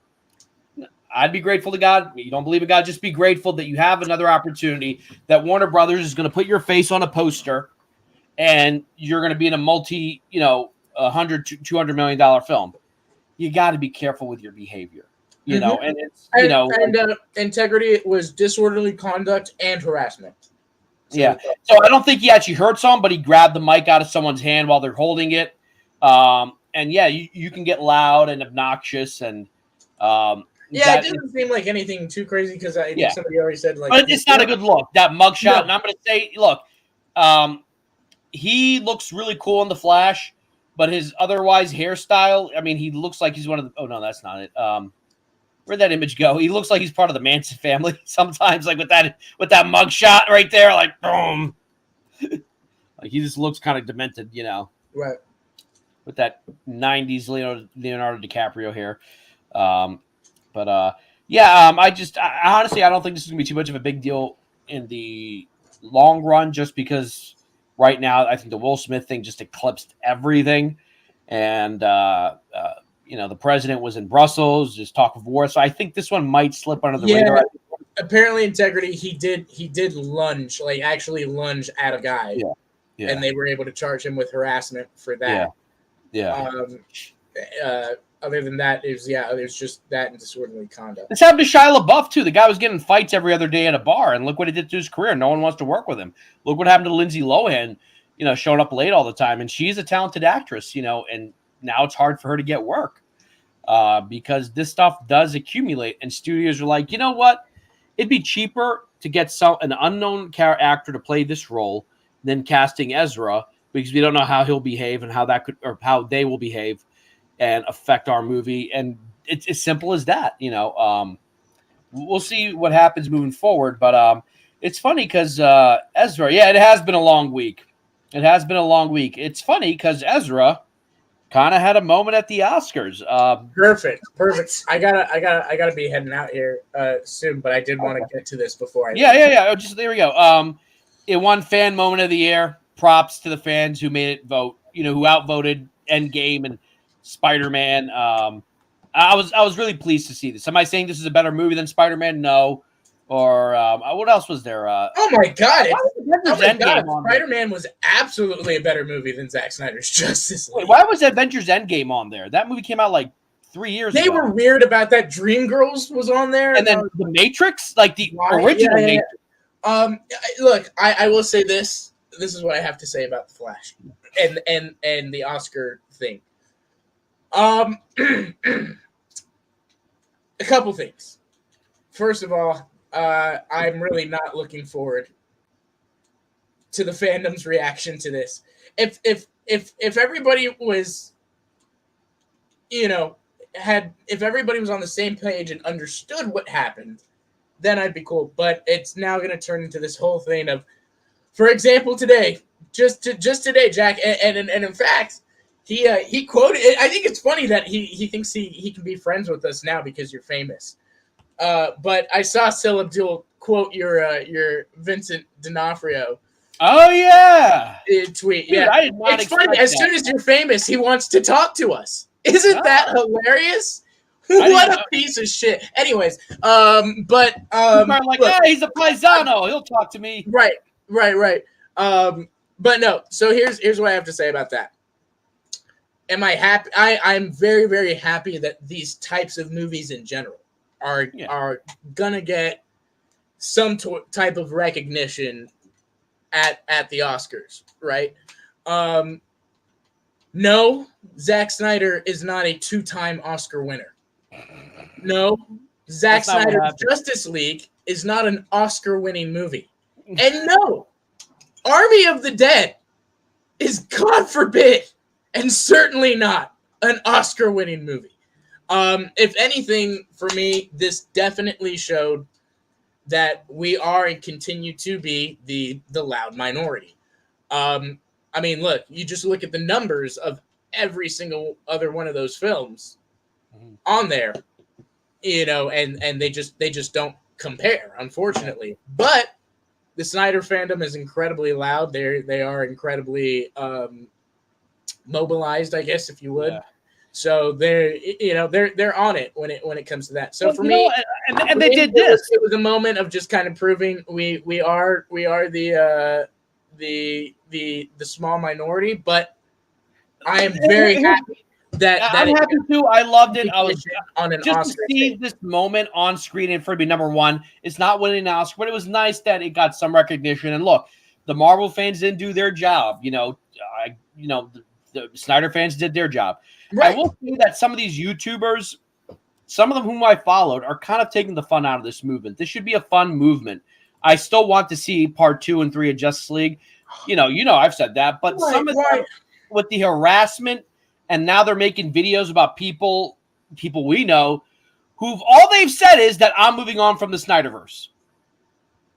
And they're like, oh, they're a traitor. They're this to making YouTube videos about other people. Some of our viewers are getting videos made about them. It's like, come on, man. Like this is factionalism. Just because we're not talking about it 24 hours a day, 7 days a week. No. Let me just put it. Let me just answer this. No, it doesn't. You know how it's a good way to guess what matters. Guess what matters, Zeno? Numbers. At the end of the day, No Way Home is an over $1 billion movie. I promise you. There is almost $2 billion. I promise you that movie definitely has a larger audience. But I'm fully willing to admit, like I said, Snyder fans are determined. They're loud. I voted for Snyder. I saw them. They were multiple voting. They were tweeting. Like, they were on top of it. Yeah, I voted. I voted for Zack Snyder. But no, they are not in any sense a Well, here's the thing. Do I think this could possibly help? Maybe. I don't know what Zaslav is going to do. Look, I'll be honest. Like, yes, I do think that there is now more of a possibility of the Snyderverse being restored. And I think this is funny that I said that, and people are going to jump on me for saying all this. Like, look, I want the Snyderverse restored and stuff. I think I'm going to be really happy if it happens. But some of these people are making it hard to be on their side. It's sort of like, Austin, you're at a bar, you make a friend. And this happened to me. This guy and I were vibing. We're talking. We're getting along, everything. And then he started talking about how the Jews control the bank. I'm like, oh, boy. Okay. And then, all of a sudden you realize, okay, this guy's a little bit off his rocker, and I was like, okay, I'm backing out of this conversation. That was nice to meet you. And some of the people are acting like this. Like, it's like you can't enjoy anything at all unless it's related to the Snyderverse. Like, right. There's a concerted effort, I think, to back. And God forbid you have any criticisms with the Snyderverse. Yeah. And I've seen a lot of hate towards the Batman movie. Some of it justified. I had some issues with that movie too, but I have issues with every movie. That's what we do. We're not professional critics, but we are critics to some degree. People listen to our opinion. We have opinions. We don't get free press screeners. Maybe we should. Warner Brothers. I will sing Walter Hamada's praises if you get us those press screeners. I will sell out quicker than John Campion. Toby Emmerich will be the best studio president. Oh yeah. In the world. Give us a little bit of money, we'll sell out.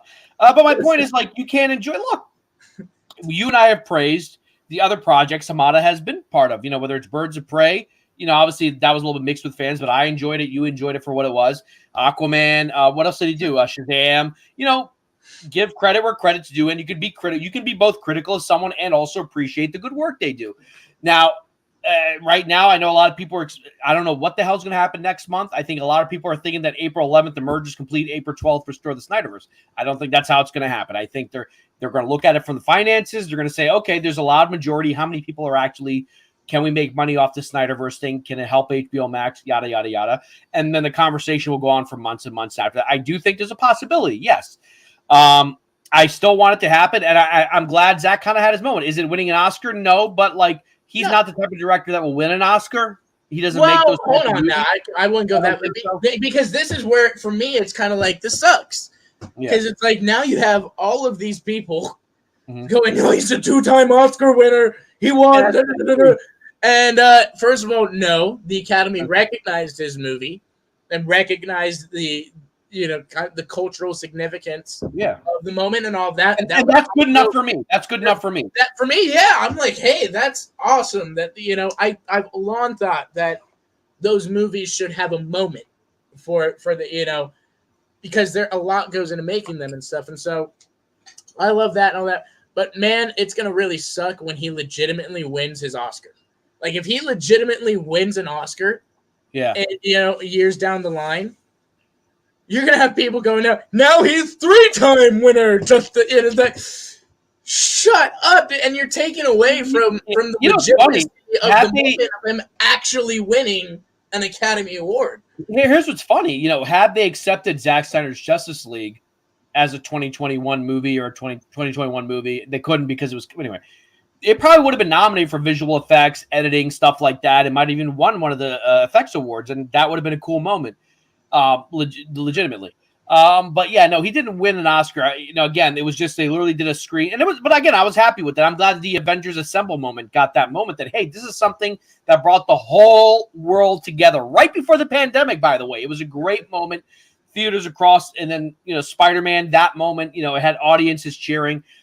That these are the movies that bring people together. They're not the ones that are going to win Oscars, but these are the movies that bring people together, whether you're in India, whether you're in Ukraine, whether you're in America or any Mexico, third world. Like these are moments that unite people. And I was shocked. I actually didn't think Zach's movie was going to win. I thought Spider-Man was going to have the time. I know that because I figured they're just going to notice everyone's voting again and again and again. Mm-hmm. But the fact the Academy gave him that moment, and even Army of the Dead, it was not the best movie. Now that one, you know what? I was like, whatever. You know what? This is a kind of a nice win for the fans. Again, that one's kind of sad for me because it's like you're giving recognition to Zack Snyder's worst movie in his filmography.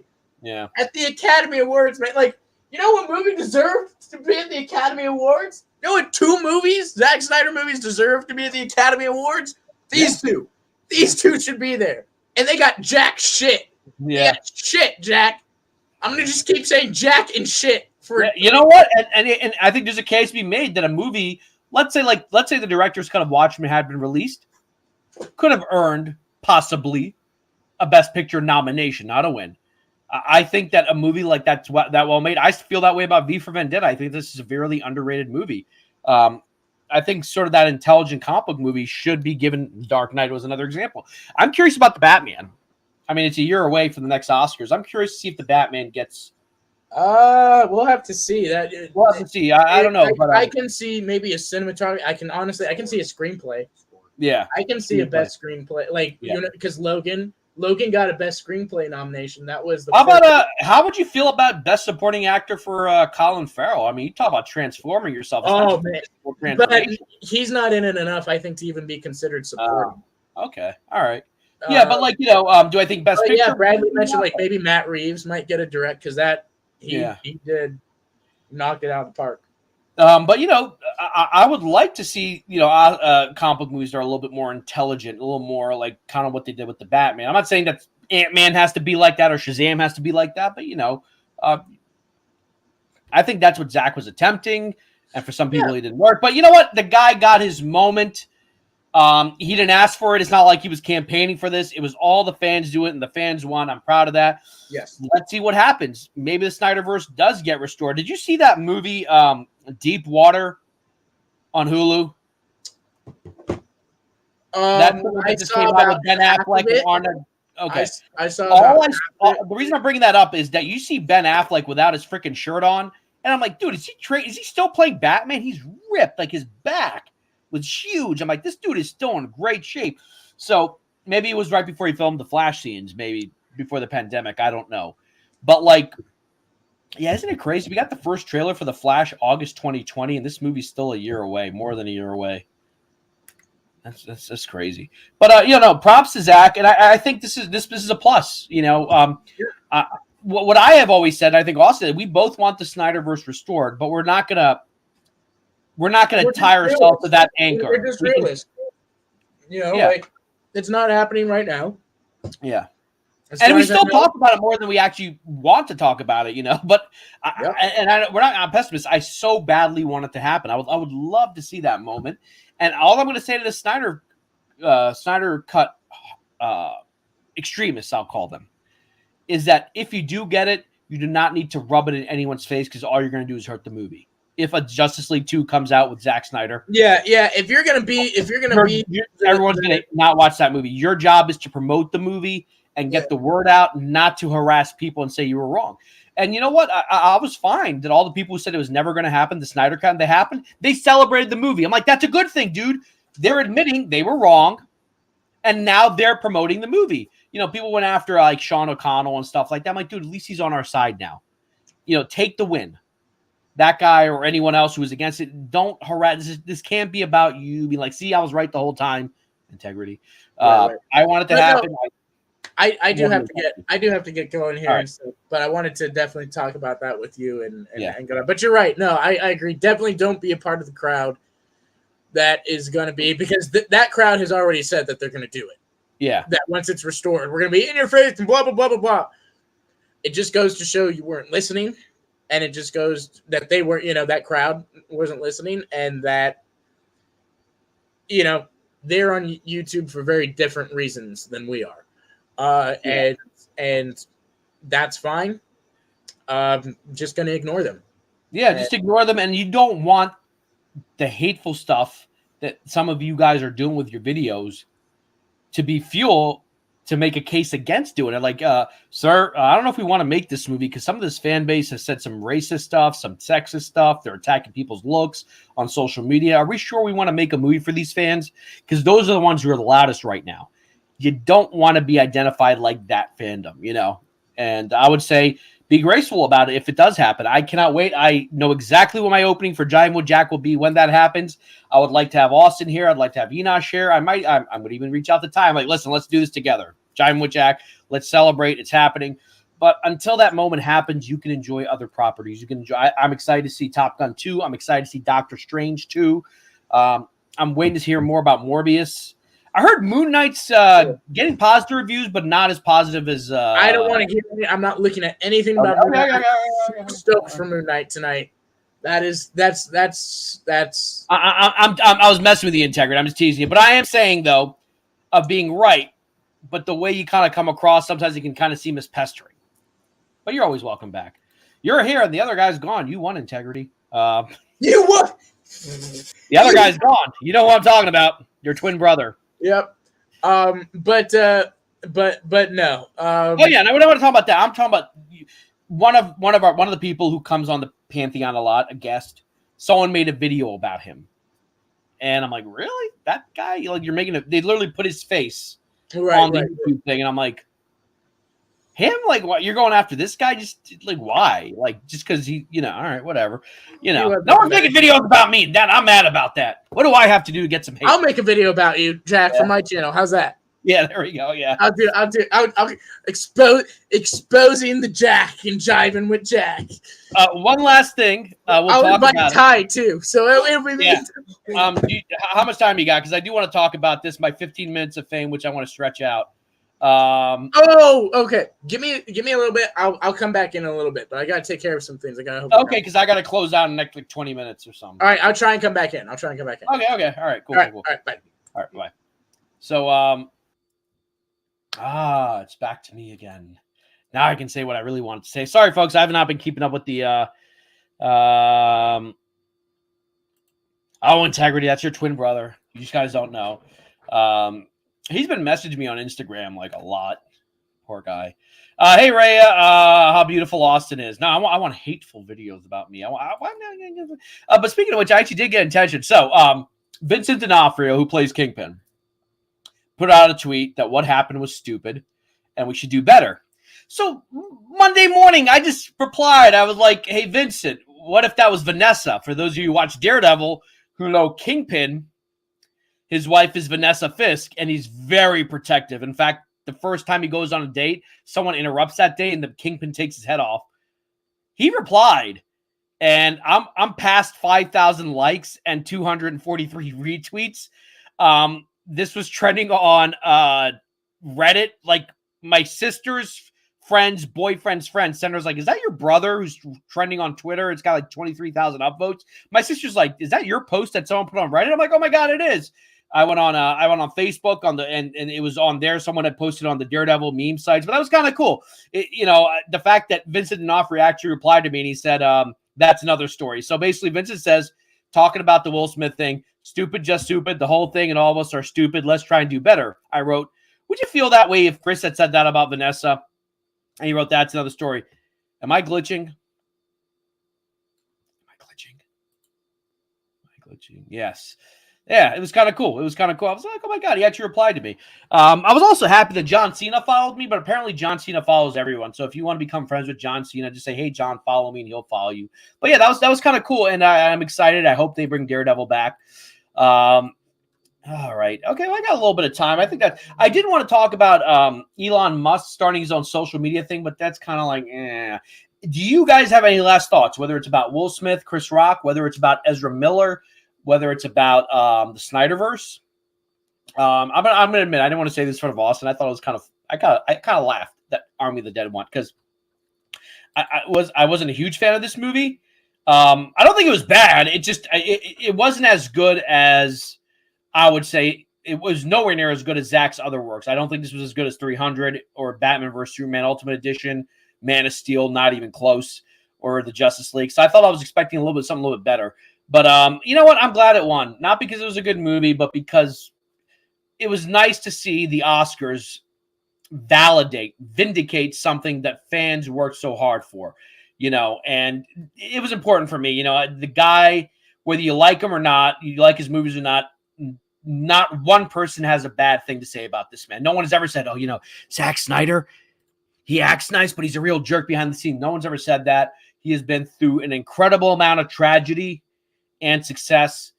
He's been humiliated in the worst way following what happened with the Justice League film.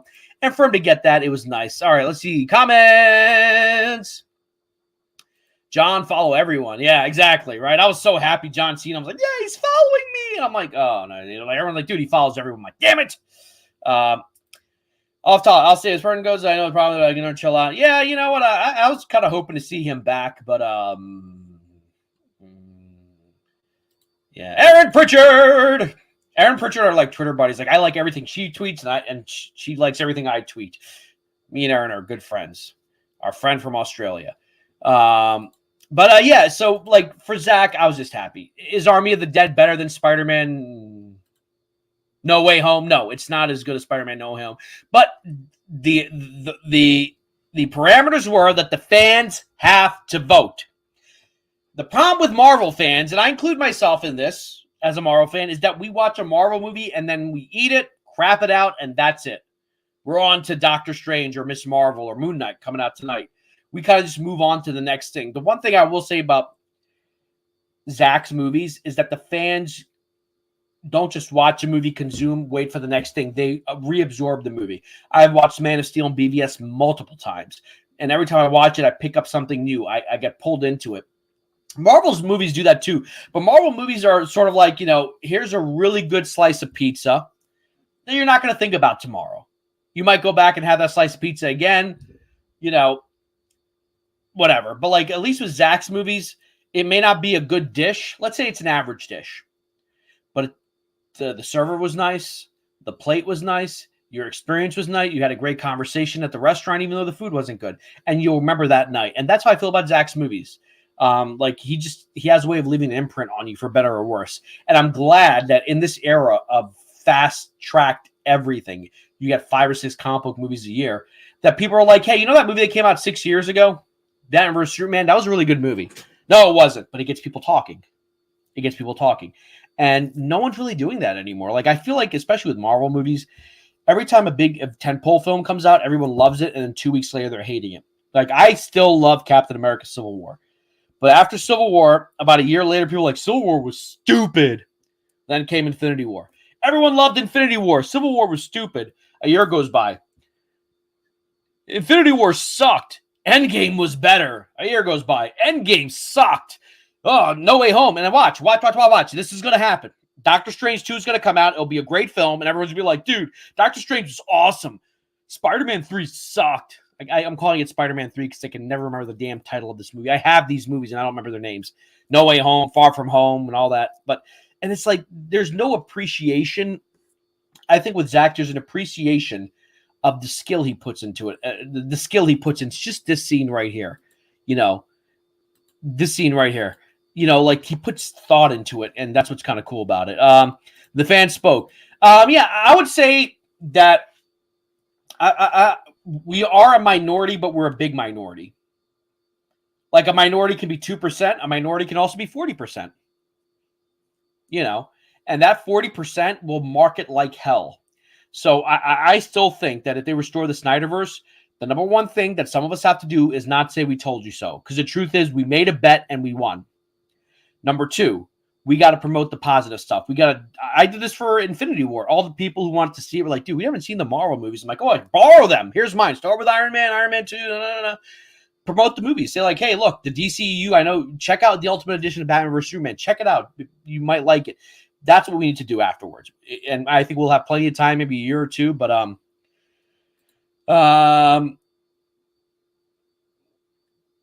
mean, now David Zaslav is coming in. He's going to have conversations. Conversations have yet to be had, and we'll see what those conversations are. Let me see. Yeah, you know what?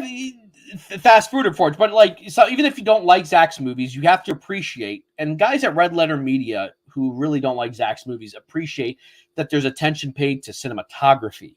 It's not like, all right, here's a screen, let's just put stuff on here, and this is what like a Marvel action scene looks like. There is some structure to it. Every scene in BVS, you could literally pause it, print screen, and turn it into a poster. You can kind of appreciate the cinematography. The music, I think, is better. Like Marvel has, the Avengers theme, but beyond that, like most of the music in Marvel is kind of generic. They use temp music, but the DC scores, boom, they hit you because they know these characters are epic and they need epic music, and that's what I kind of liked it. That's fine, you do it. But what I'm saying is, when it came out, everyone loved it. A week, 2 weeks go by, 3 weeks go by, a month goes by. That movie sucked. And I don't like that. That's why I kind of worry about Daredevil. And like, okay, Wilson Fisk is back. I'm going to take this off. It's starting to get warm in here.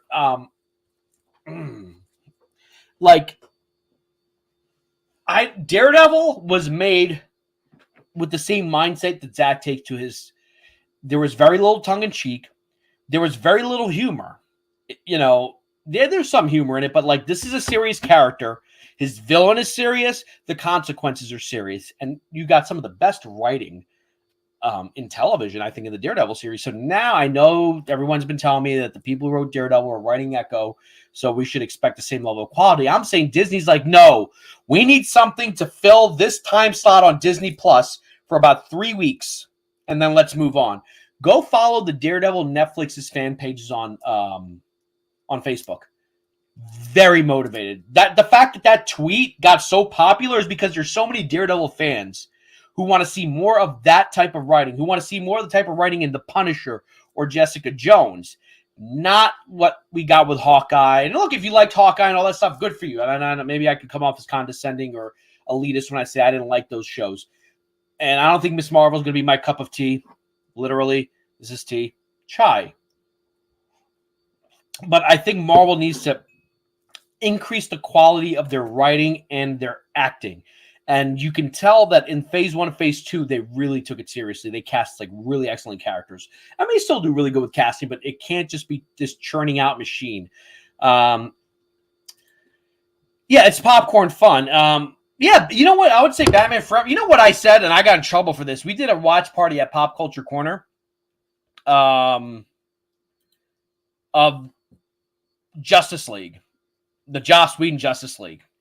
And I'm watching this, and I actually got kicked off that stream because I was drinking too. And I was arguing with Justice, who was Big Drip. I said, you know what? This is kind of like a Marvel movie. Because if this movie was this is Marvel's Justice League, I think people would like this movie.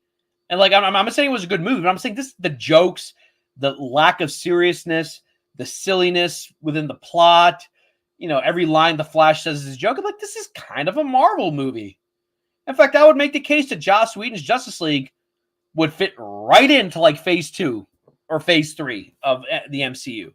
And again, I'm not saying it's a good movie, but I'm saying it's that tone, and I was like, you know what?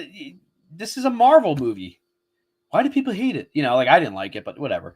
This is like a curry. It gets better the next day. Interesting. Yeah, that's how I felt. When I saw BVS, let me ask you guys a question. If you saw BVS in theaters, not the Ultimate Edition, how did you feel when you walked out? Because when I walked out, I was really mad. I did not like it. I didn't like Eisenberg's Lex. I thought the plot was what? I thought it was choppy. I thought it was terribly edited. Zack's usually good on editing. I didn't feel anything when Superman died. I was like, oh, what? How did he blow this so badly? Then a month and a half later, here comes Captain America: Civil War, and just took Marvel to another limit. But then I saw the Ultimate Edition of BVS, and I bought it. I'm like, all right, well, 30 minutes, maybe it can't be that much worse. And wow, what a difference 30 minutes of footage can affect pacing, editing, time. Small moments get dragged out just a few seconds longer. That's the beauty of a scene. A scene is not just stuff happening. You linger on a shot, a moment, a second or two longer. It has more of an impact. And I don't know. Yeah, I always think one of the biggest what ifs is, what if they had released a 3-hour version of BVS? Maybe it still doesn't make as much money because now you have a 3-hour movie instead of a 2.5-hour movie. But maybe the critic response is slightly more positive. I don't think the Ultimate Edition would have gotten 90% of Rotten Tomatoes. Maybe a 60, maybe a 65, like Watchmen or like 300, like around there. And people would be like, hey, okay, it's not as good as a Marvel movie, but that was something different. I like the politics. I like all the other stuff. But how did you guys feel? Yeah, they do. They do. Except the ones that don't. Mary Wilcox. Mary, quite contrary. How did the garden grow? I love different takes of DC, or I'd be bored to tears. You know what? Zack has been getting crap. So what Zack did? Zack's like, well, I'm not going to do like an Aquaman movie, a Batman movie, a Superman movie, Wonder Woman, and then unite them. I wanted to do it like a tree. We're going to start with all of them here, and then we're going to trickle down. We're going to give them their solo movies after the fact.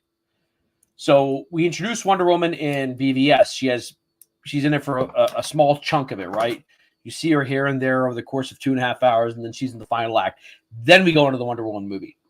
Okay. We introduce Aquaman in Justice League, and the way he's introduced in the Joss Whedon film is not enough time. Then we give you Aquaman, but it kind of worked. We're still waiting on the Flash movie. We didn't get the Batman movie right now.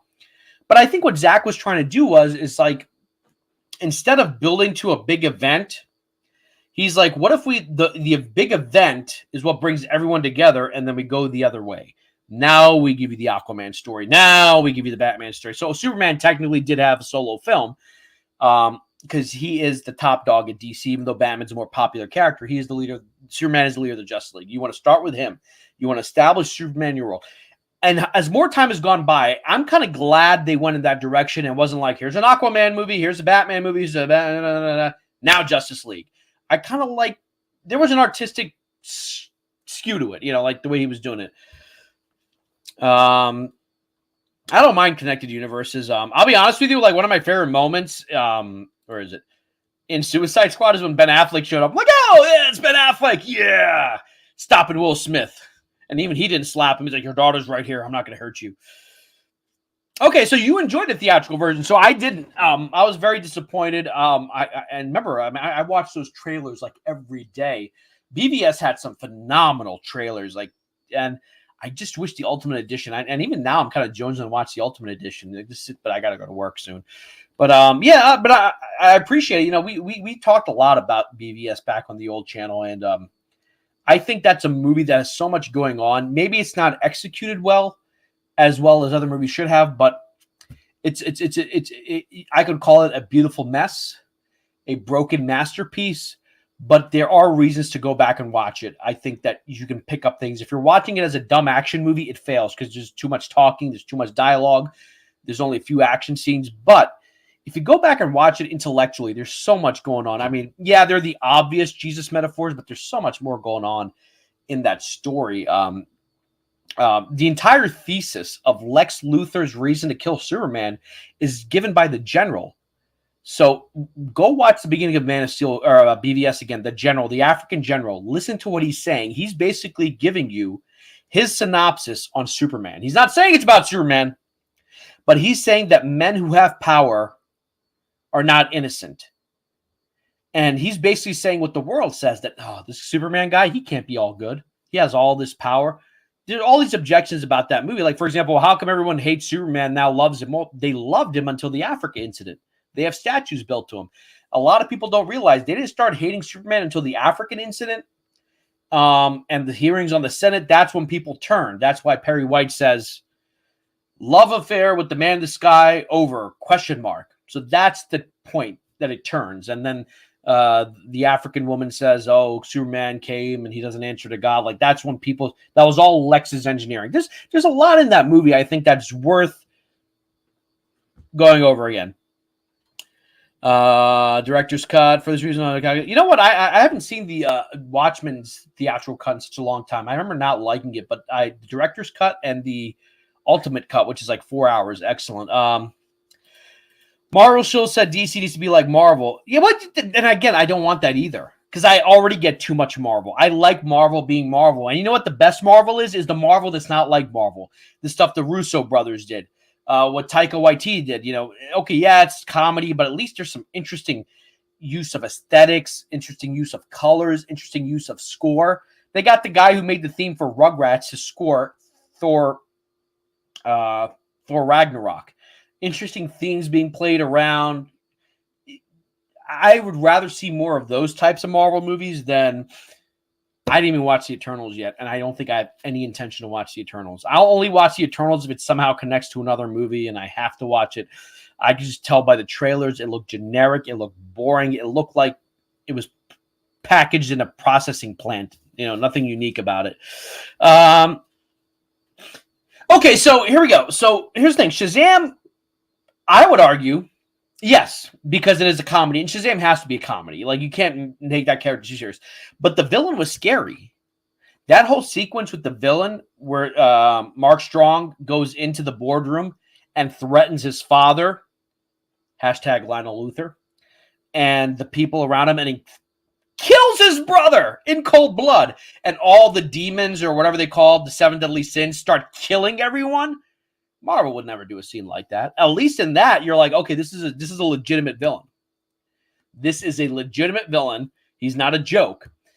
And Shazam tries to run away. There's some good character building in that. Like, Shazam's not like, I gotta get out of here. I'm hiding. I'm gonna run like a child would. Why? Because he's a child. So again, Marvel won't necessarily do that stuff. Like, so even though you're right, Mary, that it very much feels like a Marvel movie, it should feel like a comedy because it's Shazam. But at the same time, when the moments hit, like, to me, the whole Shazam's whole arc, or Captain Marvel actually is what his name is, Billy Batson, is that he's looking for his mother. His turning point is when he finds his mother and it turns out she abandoned him. That scene hits like a ton of bricks. She is not happy to see him. He's like, Mom, it's me. It's Billy. And he hands her that little thing that he'd been keeping all these years. And she's like, what's this? And he's like, I don't need it anymore. And he realizes my actual family are the people who I've been hating and rejecting, and now they're in danger because of me. There's some really good stuff there. It's No Way Home had that too, but No Way Home's is an exception to this rule, I would say.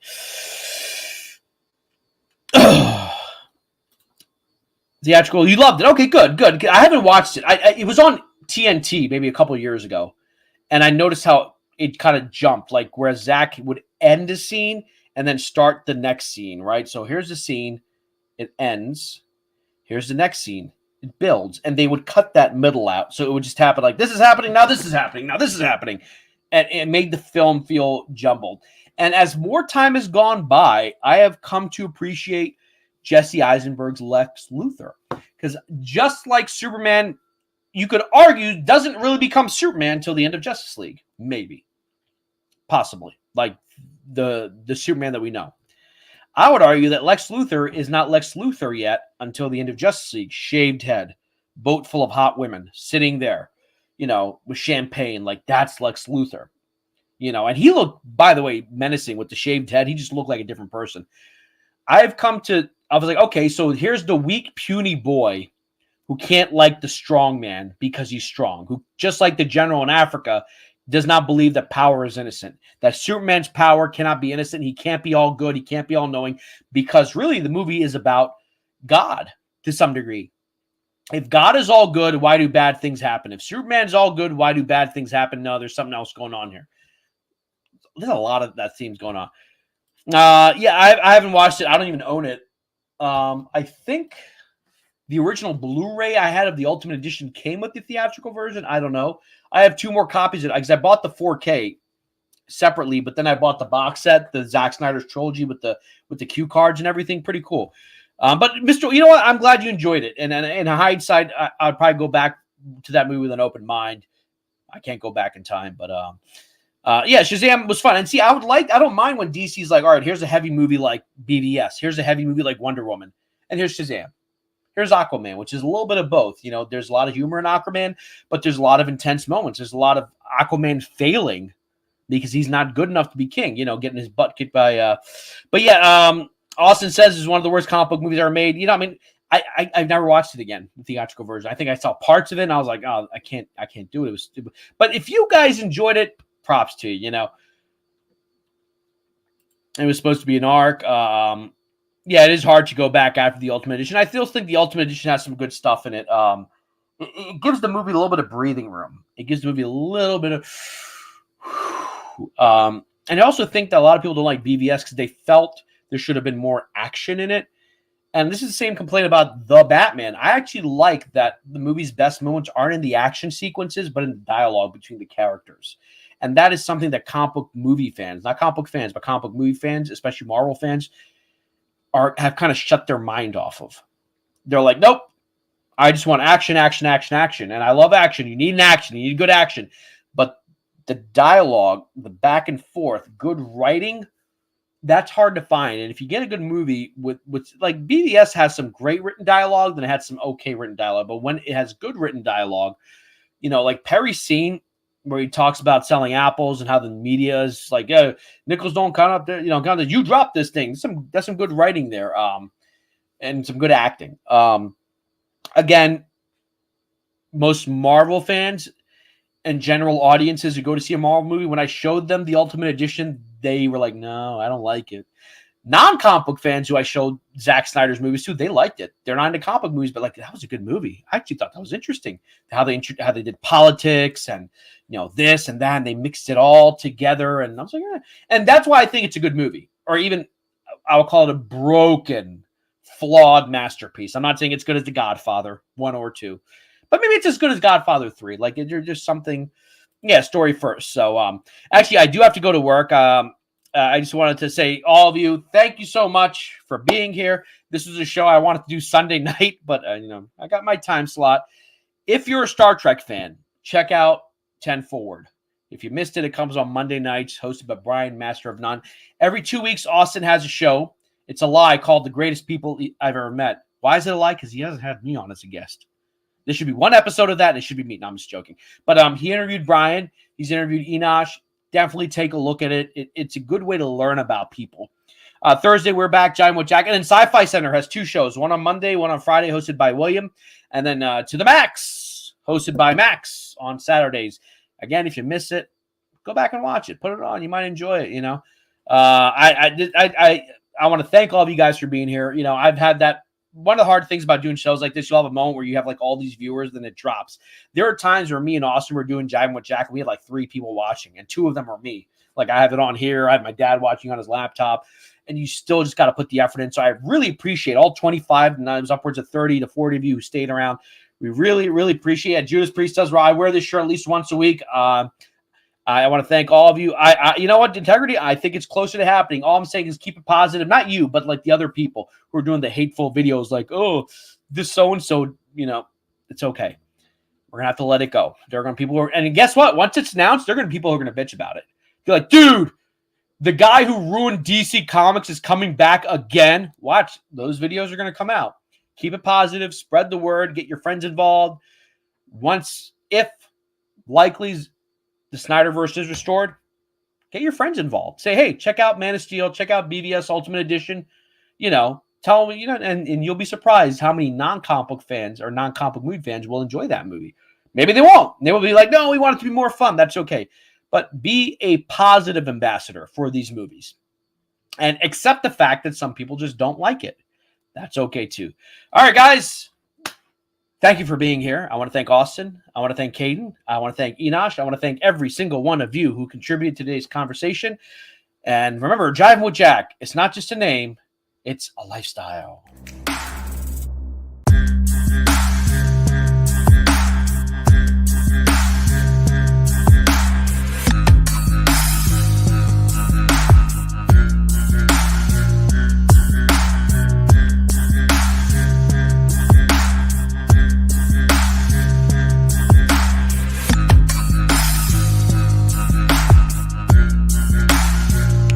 Get jiving.